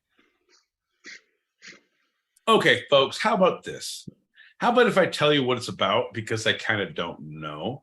But how about if I tell you that if you start, actually, no, not The Wall. It's the Dark Side of the Moon.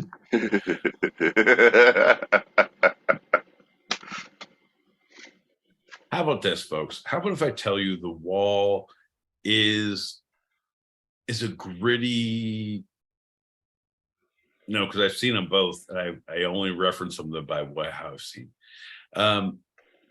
If you don't see a premise thought through line right now, it's because you're not smart and you shouldn't be allowed to be on the internet, because there's a fucking through line. Hear this. Because, John, The Wall is an audio documentary. It's not even a documentary. It's an audio fever dream. Yeah, I'll go audio fever dream of Pink Floyd.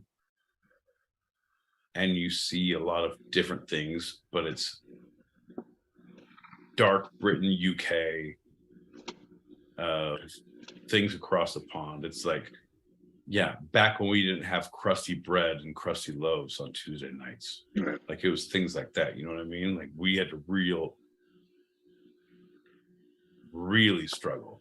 Yeah. How can you have any crusty bread if you can't get your fucking? I don't know. You get it.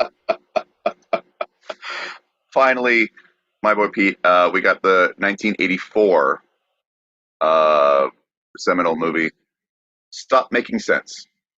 Stop Making Sense from 1984.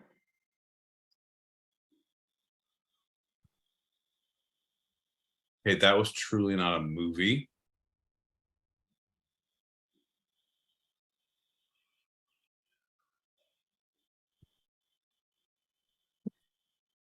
So yeah, thought you might like to go to the show. No, it wasn't a movie. Stop Making Sense was not a movie, John. What was it? It was again, it was an audio compilation. It was a Weird Al Yankovic, and you said 86? 84. Okay, that wasn't Weird Al Yankovic. No, it was. Fuck you. That was his first one. Stop Making Sense. That was Weird Al. Yeah, And? no, that was it. Yeah. And Cyndi Lauper. How was it? It was, neither one of them had found their through line yet. They were accordion players just want to have fun at that point.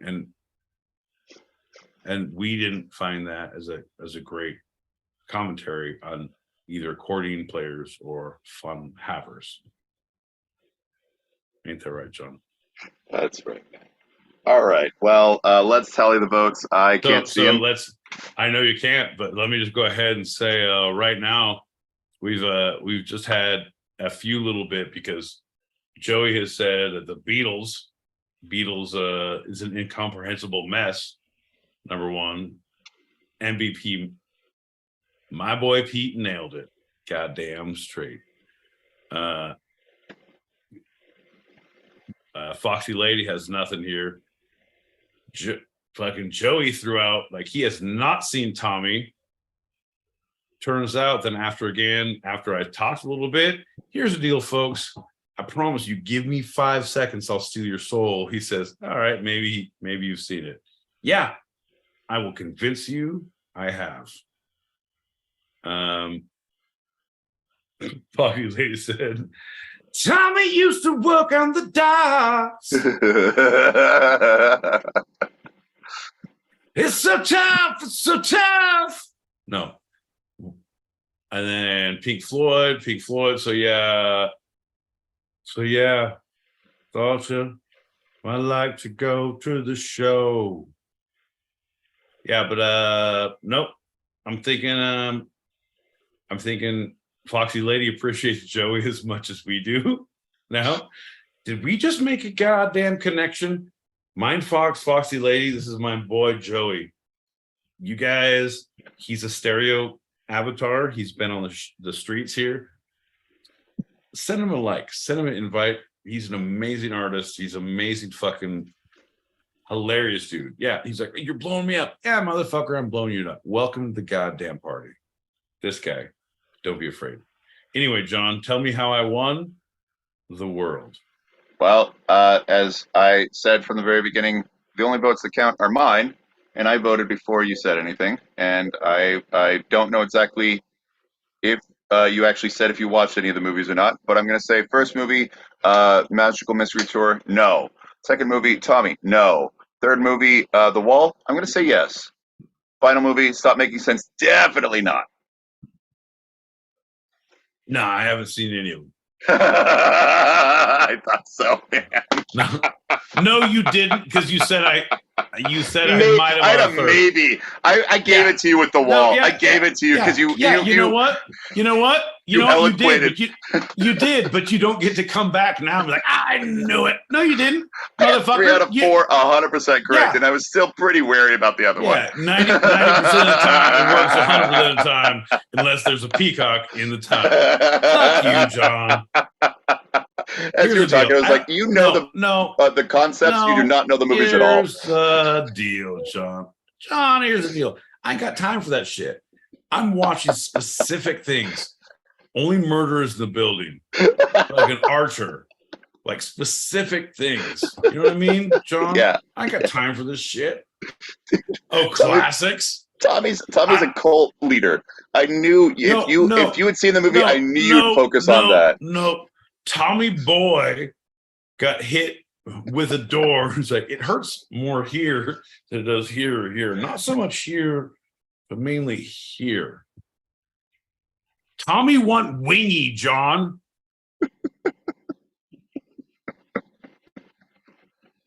All right, man.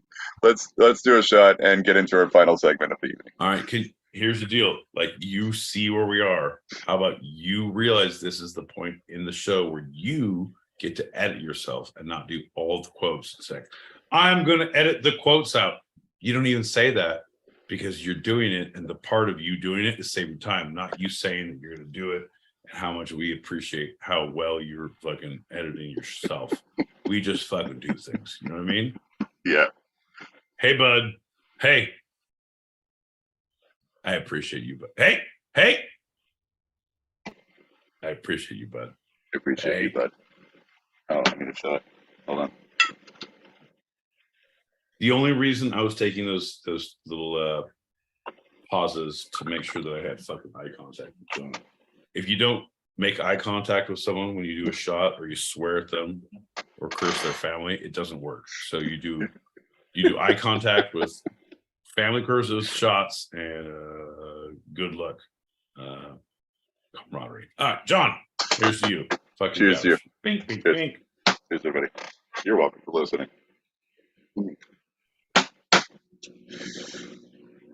Because we're going to wrap this up by talking about MTV. You can call me Kurt Loder all day, motherfucker. All right, hold on. I gotta slow down if I'm gonna be Kurt Loder. Well, okay. I'm gonna figure it out. I'm gonna look up things. I'm gonna mute up. I'm gonna do. All right, go. I'm ready. Money for nothing, and the chicks for free. I want my. Kurt Loder MTV. The 1st of August of 1981, MTV launched at 12:01 a.m. with the Buggles' video killed the radio star and sparked the moment when Picture came and broke your heart. The first hour featured videos by the Buggles, Pat Benatar, Rod Stewart, The Who, hey Tommy, Cliff Richard, The Pretenders, Todd Rundgren, Styx, Split Ends, and 38 Special.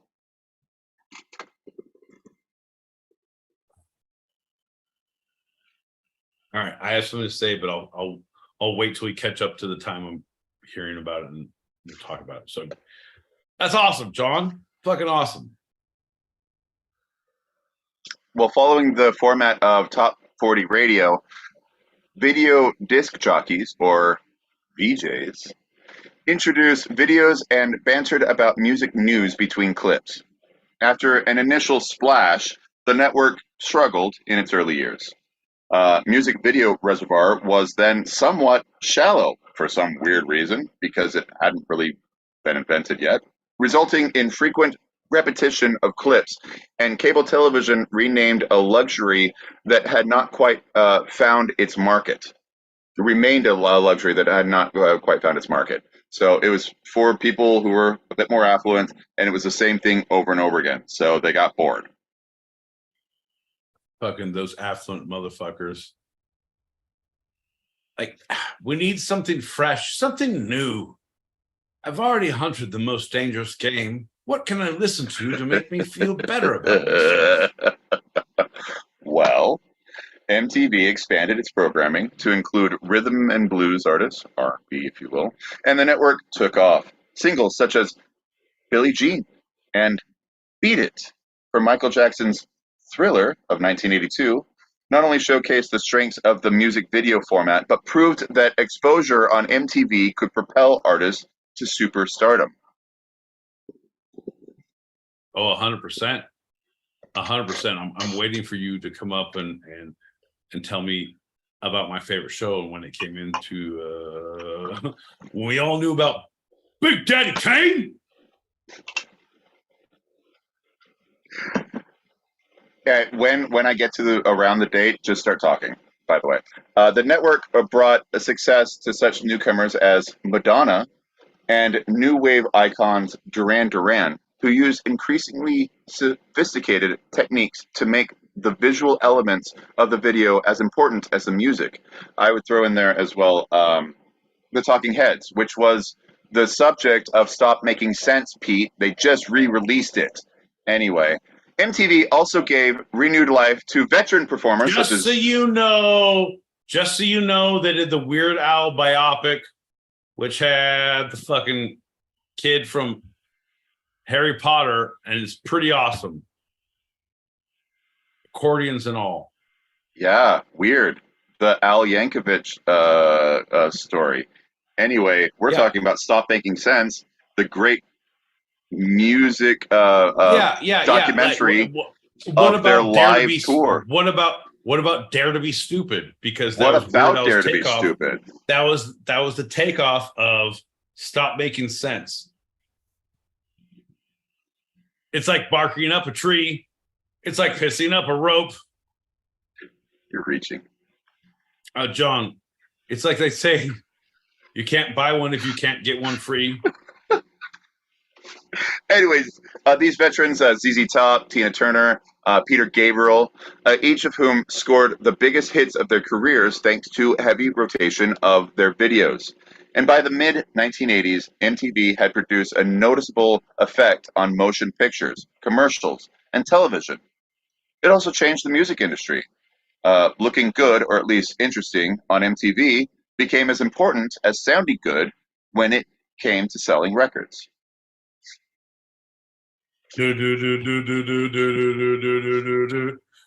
Only you can make my heart turn bright.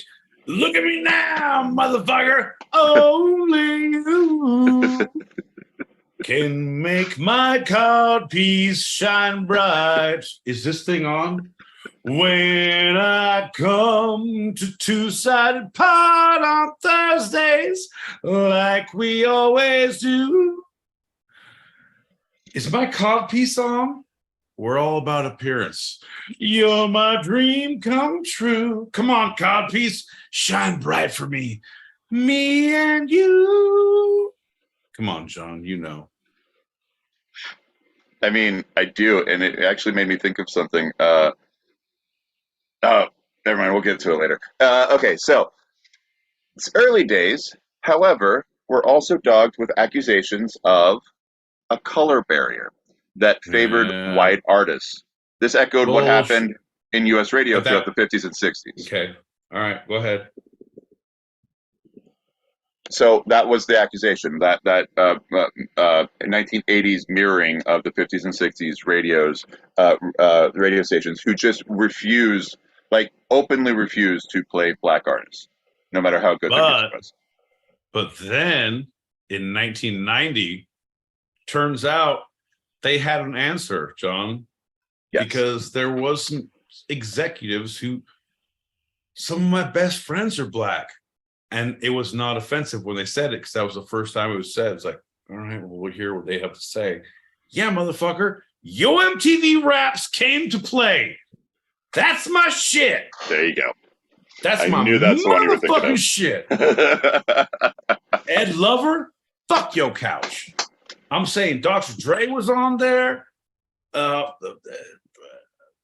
Episode 2, like 2 or 3, they had fucking NWA riding around the back of a fucking flatbed through Compton. It was stupid. It was great. It was my favorite thing. And just so you know, if you guys fucking subscribe to Paramount, big up to Paramount, because they're our sponsors. I'm drinking it and they're paying me for it. They have Yo MTV Raps on Paramount. That's right. OG. Well, and leading up to that, they did see it and they made a change as opposed to those 50s and 60s radio stations. So the significance of artists like Prince and Michael Jackson lies in the way they pushed through to mainstream white audiences, using MTV as a significant platform, especially as it expanded beyond the initial primarily rock-oriented base.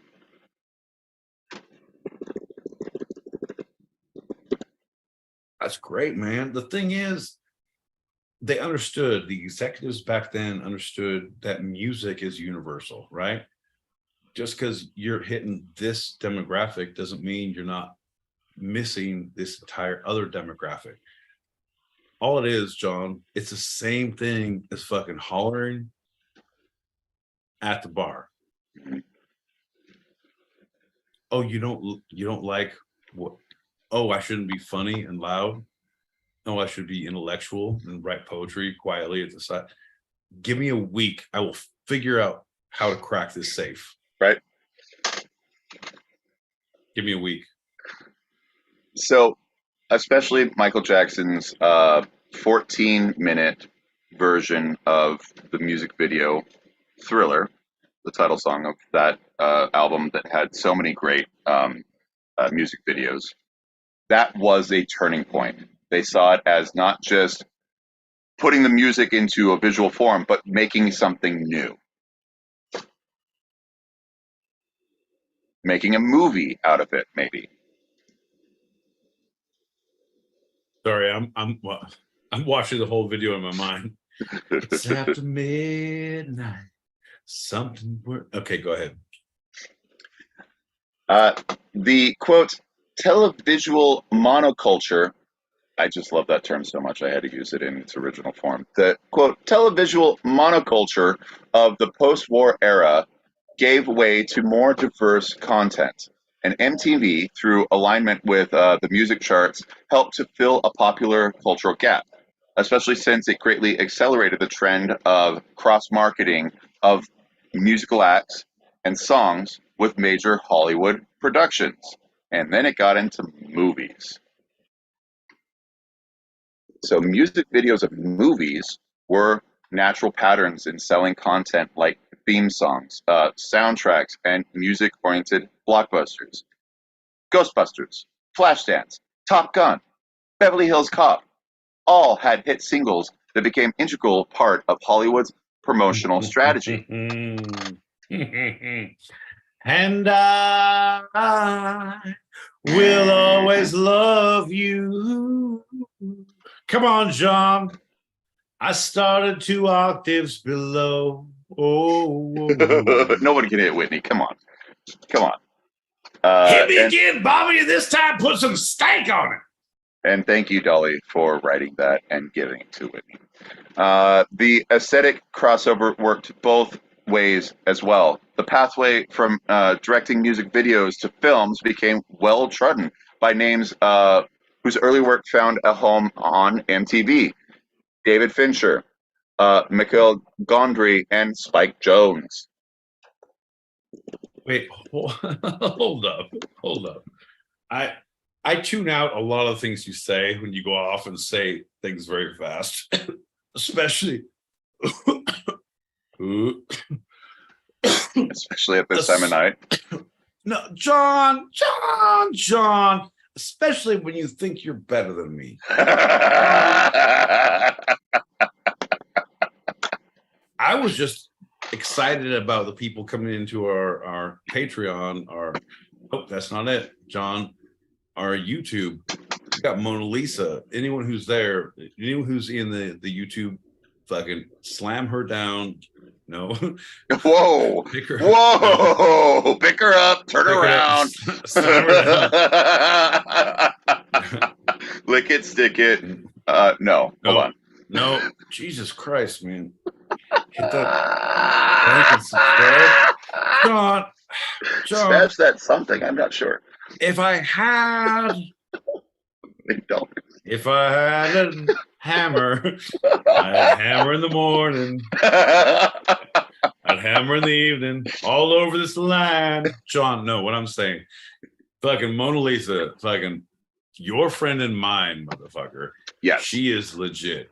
Make sure anyone out there who's on the YouTubes, hit that like, hit that subscribe for hers. She has some dope shit coming out.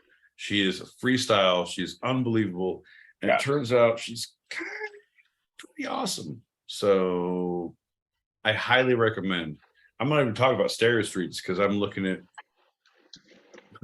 and it's Moan. Yes, I do. Moan Elisa, if you want the spelling for it. So it's not Mona Lisa, it's Moan Elisa. Just giving the people so they can follow her, so they can subscribe, so they can smash that like, they follow and all that. It's super great. It's super great. It's great. It's great you're doing all the things you're doing now. But anyone who's listening to this is either the Stereo Streets who has her there, who can hit her button then. Sean, I work hard for the money, so hard for it. Please let me finish. So you better do it right. Yeah. She's also on the YouTubes. And so anyone who's on the YouTubes is also on the YouTubes, is following us, can also find her, because I wouldn't know about you unless you were in the comments, if you're liking, subscribing, and hammering down in those alert buttons. Ain't that right, Sean? Anyway, yes, that is right, by the way. Moan Elisa, for those who are in the YouTubes and not on a computer, only on their television, so they don't actually see all those things. Anyway, some bands were not drawn to the new way of presenting. Fuck you, John. Hey, how about if you're watching your TV, you open up your chat window too and look at those? It's a fucking YouTube. You can do some that. work. Come on. Yeah. How about do the goddamn research? Fucking get with it. Jesus Christ. Some bands were not drawn to the new way of presenting their music. Notably, the band The Replacements created anti-music videos. I love The Replacements. One of my favorite bands ever. They're great. Ever. They're so great. And I don't give a shit about their music videos, the anti of the videos of what they were trying to do. Oh, they only made 2. They had to. I know. But their music of what they did in their releases, they had ahead of their time. Amazing albums. Amazing albums. And then they started getting weird and like, oh, you had fucking friends and kids and fucking social media connections. And now you all came back to make a album and you all had this shit in your lives. The first 2, unbelievable. Big and fuzzy, fart and wuzzy, fizzy buzzy, can't get cuzzy, whatever it is. That one and the next one, the fuck. I've seen the movie, John. It's about Weird Al, right? Tim, pleased to meet me. Hello, my name's Tim. Pleased to meet me. Would you like to look at my garden?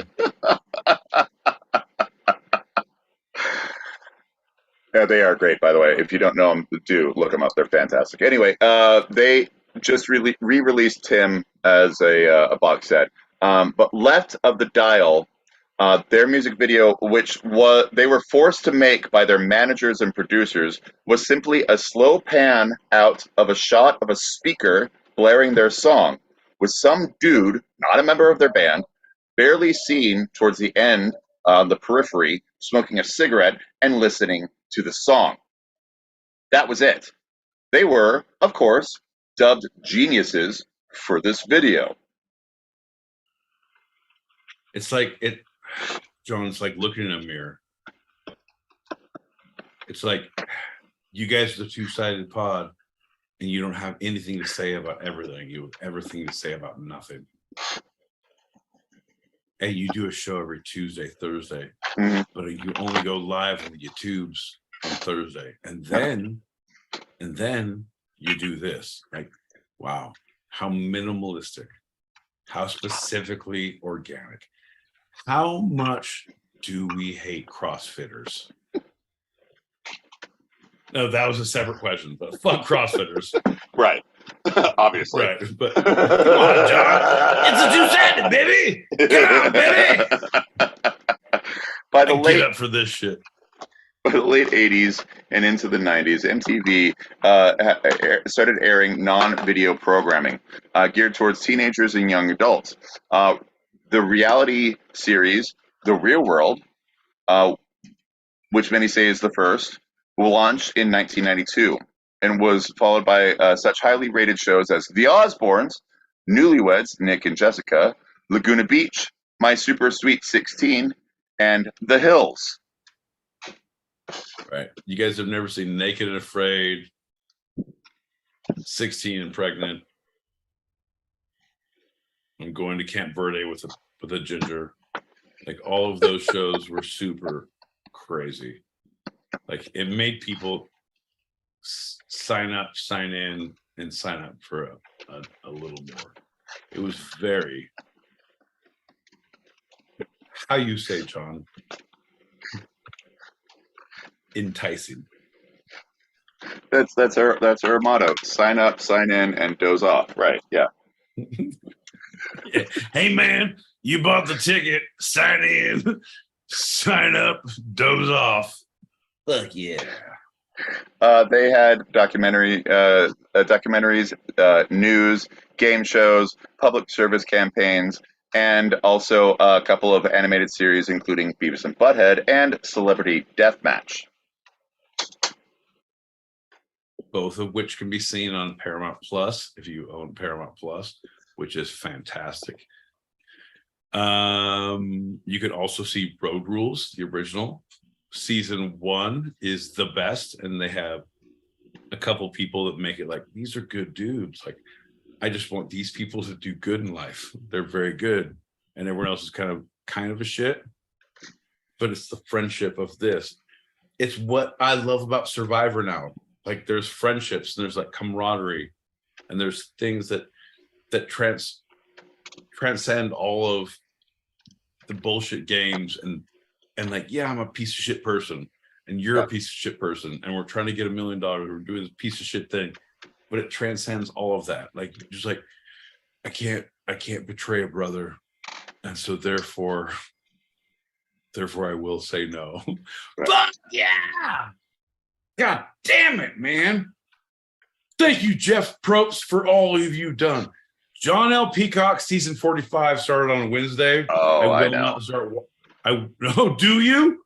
Oh, do you? And you didn't say all the notifications. Really? Why would I tell you? I know you don't want to watch it from the first episode. No, John. I don't give a shit. You tell me, but I would expect at least a fucking like, hey, I understand how you're feeling.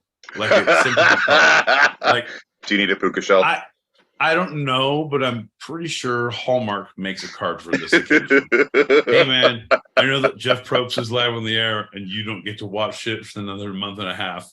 But if you need to talk about anyone or do a challenge, I have 2 scoops of rice. Just to get you by, carry man. you on your way. Just to get you by. Fuck yeah, John. That's it. Well, speaking of getting by.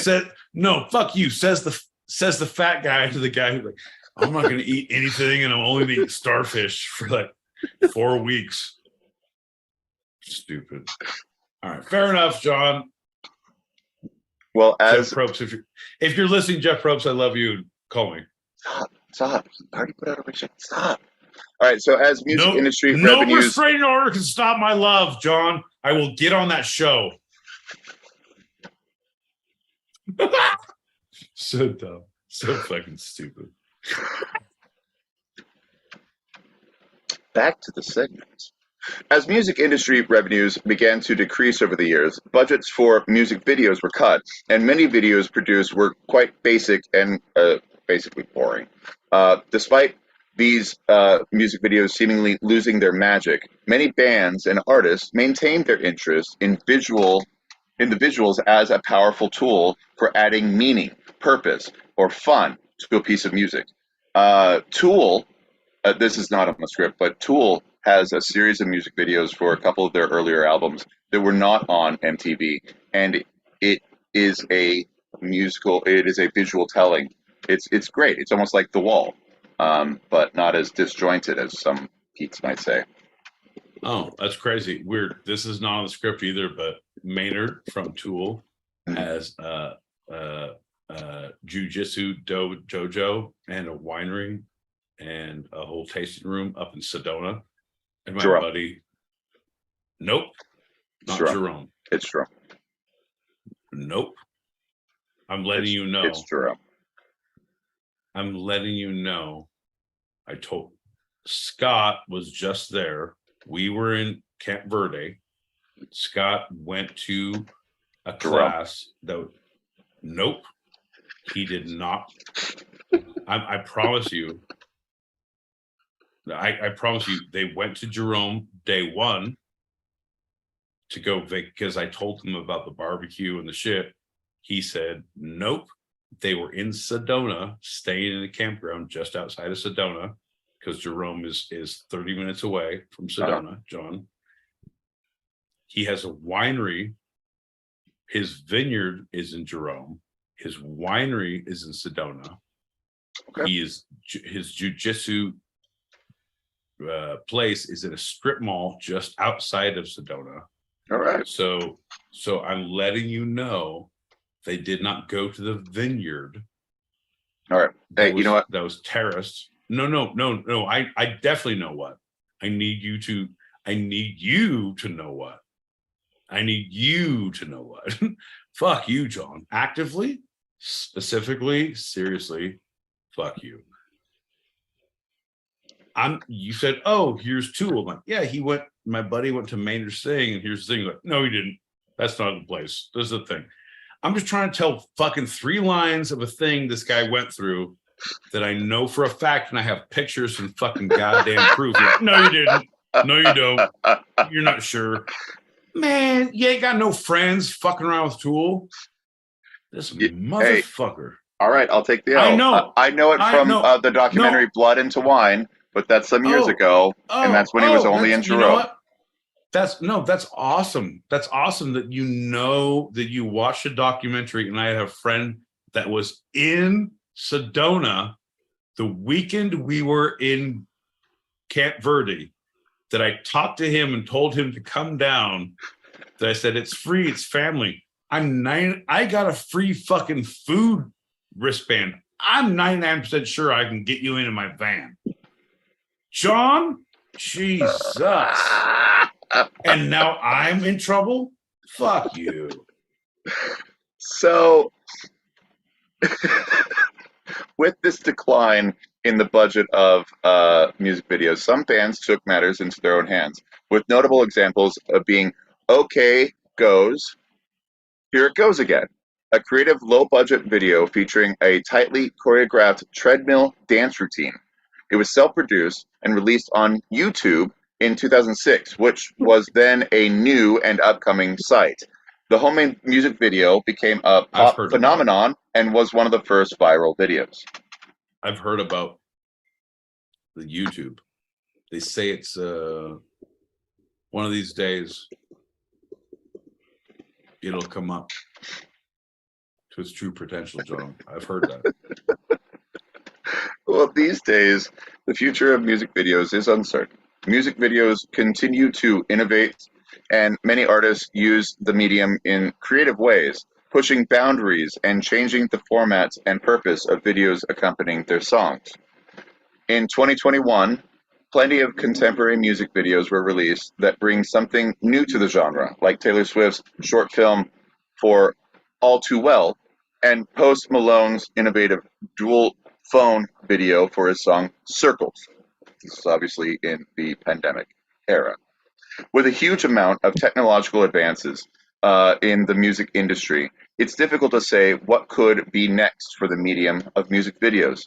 But one thing that's certain is that music videos give artists a chance to explore their visual creativity, and visual storytelling remains a powerful tool within the music industry. 100%.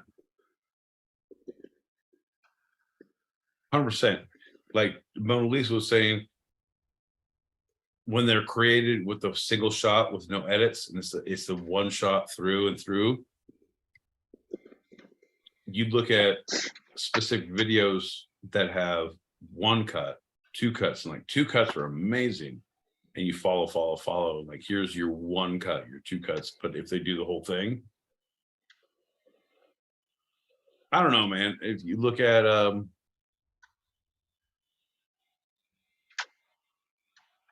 Childish. You look at Childish Gambino, This Is America. You look at Fatboy Slim with Christopher Walken. Yeah. Christopher Walken. You look at, that one, they have, in your mind, it doesn't have any cuts. When you watch it, it does. In Gambino, it doesn't have any cuts. You watch it and like truly watch it, like, oh, it has 2 cuts. All right. But you have a fucking 3-minute video, 3.5-minute video with 2 cuts. Like, that's ridiculous. Yeah. A single cam, stupid, bro.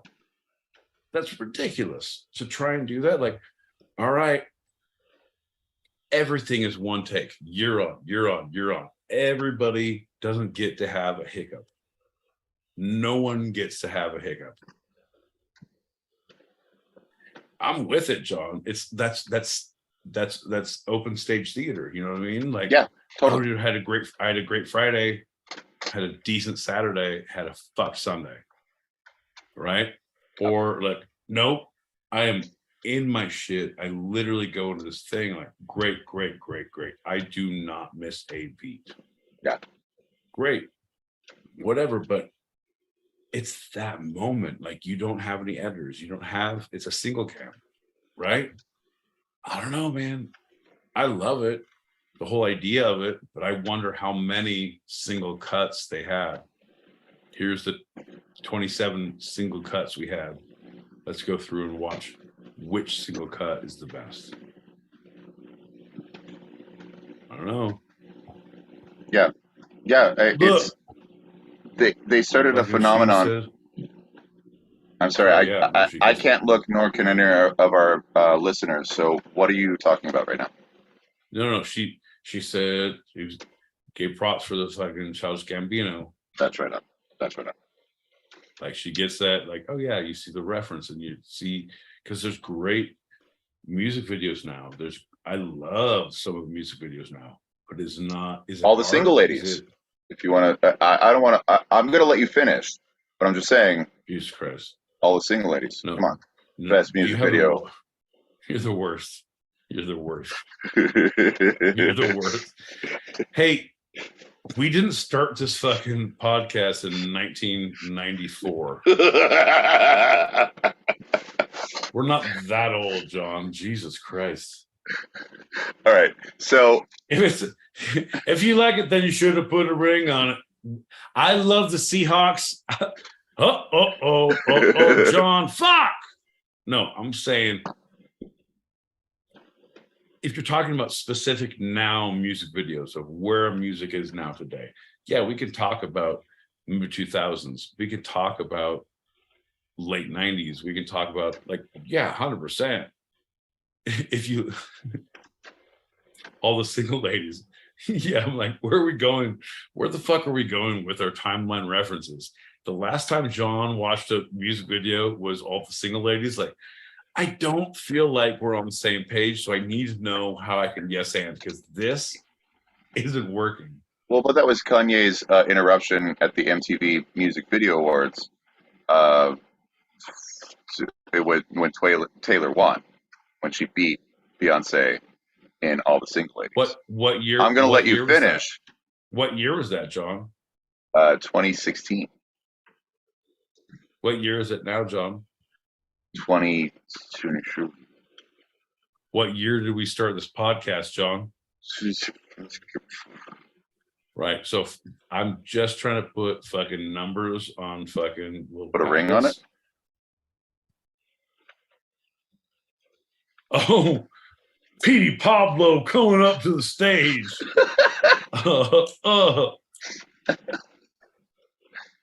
Think you like it, got it. There's something right about it. Just there's something, and I can't believe my cookies and jar. Oh, Petey Pablo. Yeah. Who damn bad album too? Fuck you, John. You think I don't listen to this shit? You're the worst. I'm the best. Play them. No, we're not playing messages. No messages. Look at me. Look at me. Fuck. Don't look at them. Look at me. It's only me. It's only me. We're finishing this up. We're almost there. We're at the finish line. Stick the landing, bro. Stick the landing. I got one more thing to say. So MTV may not be the powerhouse that it was, especially in the 90s, but it was a big start of reality TV. And it has looked at that as reality TV has kind of spun out of control.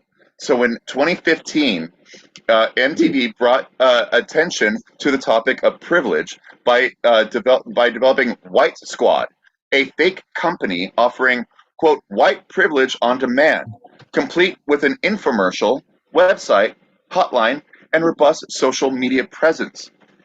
Using the power of satire, White Squad helped highlight systematic racial inequalities and ultimately drove people to a custom Look Different resource hub where they could learn more about privilege and how to use it to help others.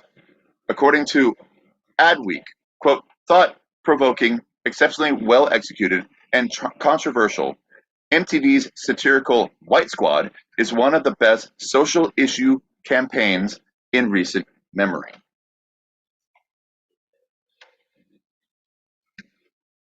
Holy shit.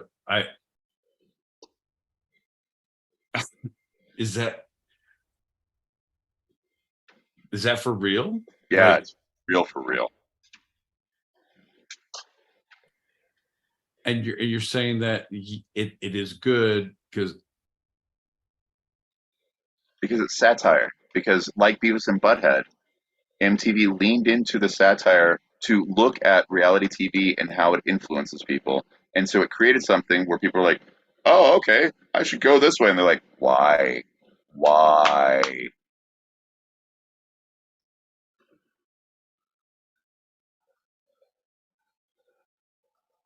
Wow. I don't I don't know if that's a good thing. I don't know. I feel like I haven't seen that, and I'm like, the way you're saying it, like, oh, I know it's good, like Beavis and Butthead. Like, I feel I like Beavis and Butthead, but not for the reasons you do. So I'm not sure if Maybe. what you're saying is correct. Like, just like saying, Shamika, Keisha, Tara, Sean, Sabrina, Crystal, Deronda. Well, as you pointed out, as we leave this segment, MTV is now owned by the Paramount Network, the mother network of CBS, and you can. It's definitely merely a remnant reminder of a relic that it once was, but you can always go back and relive or live for the first time some of those iconic moments of MTV Jams, Yo MTV Raps, or of the many annual MTV Video Music Awards, which featured presidential campaign announcements, artist rivalries, and unpredictable hosts. I want my MTV. I want my voting rights back, John. Are we being sponsored by these motherfuckers, or why are you saying these things? No, John. Paramount is a goddamn travesty. Don't invest your money in that streaming service. Steal it from a friend, but also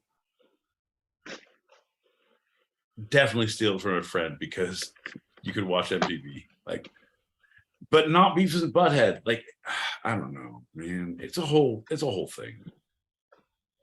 All right. Well, the sources of this episode of Two Sided have been first segment, PBS, Investopedia, Banco Central do Brasil, mint.intuit.com, the New Yorker magazine, Merriam-Webster Thesaurus, and PolicyGenius.com. Second segment, MTVPress.com, Britannica, The Conversation, The History Channel, and Reader's Digest UK edition.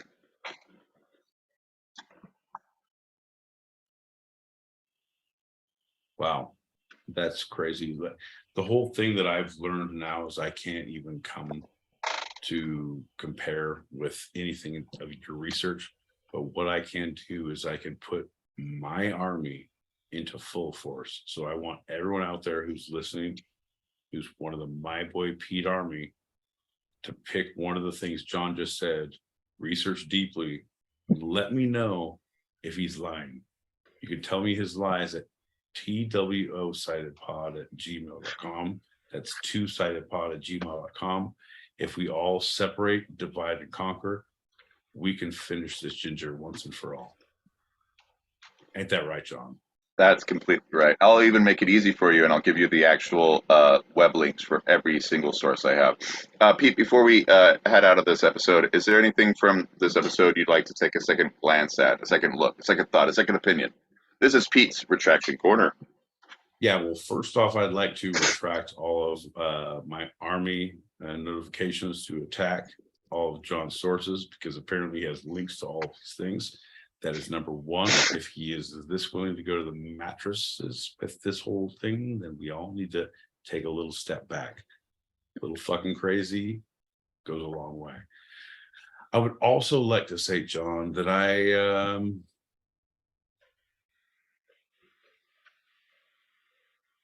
no, the rest of it I feel very good about. I feel very good. Like, we did a good show. I did a great show. You were I did an amazing show. You did a fair show. Together we did a pretty okay show. You gotta, it's a bell curve. It's a grade on the average. You know what I mean? Right. Bell curve is like this, down and then up. It's a dog leg to the left. I'm gonna need you to take your 6-iron out and really nail that motherfucker. Folks, if you like golf jokes, then stick around for what we got next. All right, man. Ain't that right, John? Yeah. Let's get a shot ready and let's get out of here. Go to the green room. All right, John, tell us your people who just came in and send messages up, like you say this and like I say the things, and then be like, but I have a thing I'm going to read. So do you want to read it so you don't waste all of our time, or what do you want to do? Well, thanks for listening, everybody. We have our open chat show live on stereo every Tuesday at our usual start time. So if you want to join us or want to throw some topics out there, email twosidedpod@gmail.com. That's TWO sidedpod@gmail.com. And for those listening live on the stereo app, stick around in this room for a continued chat in the green room right now for after show wind down. Let's do a shot right now, Pete.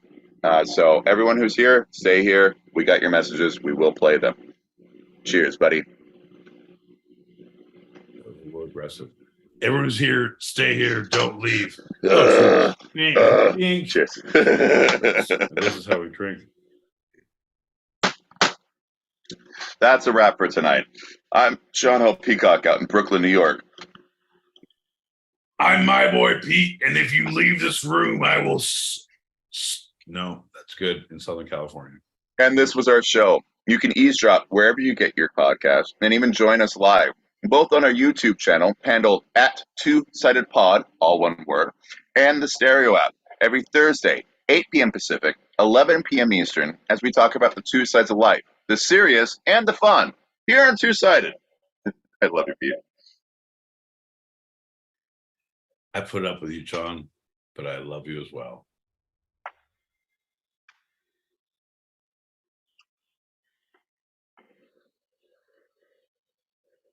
There we go. This motherfucker.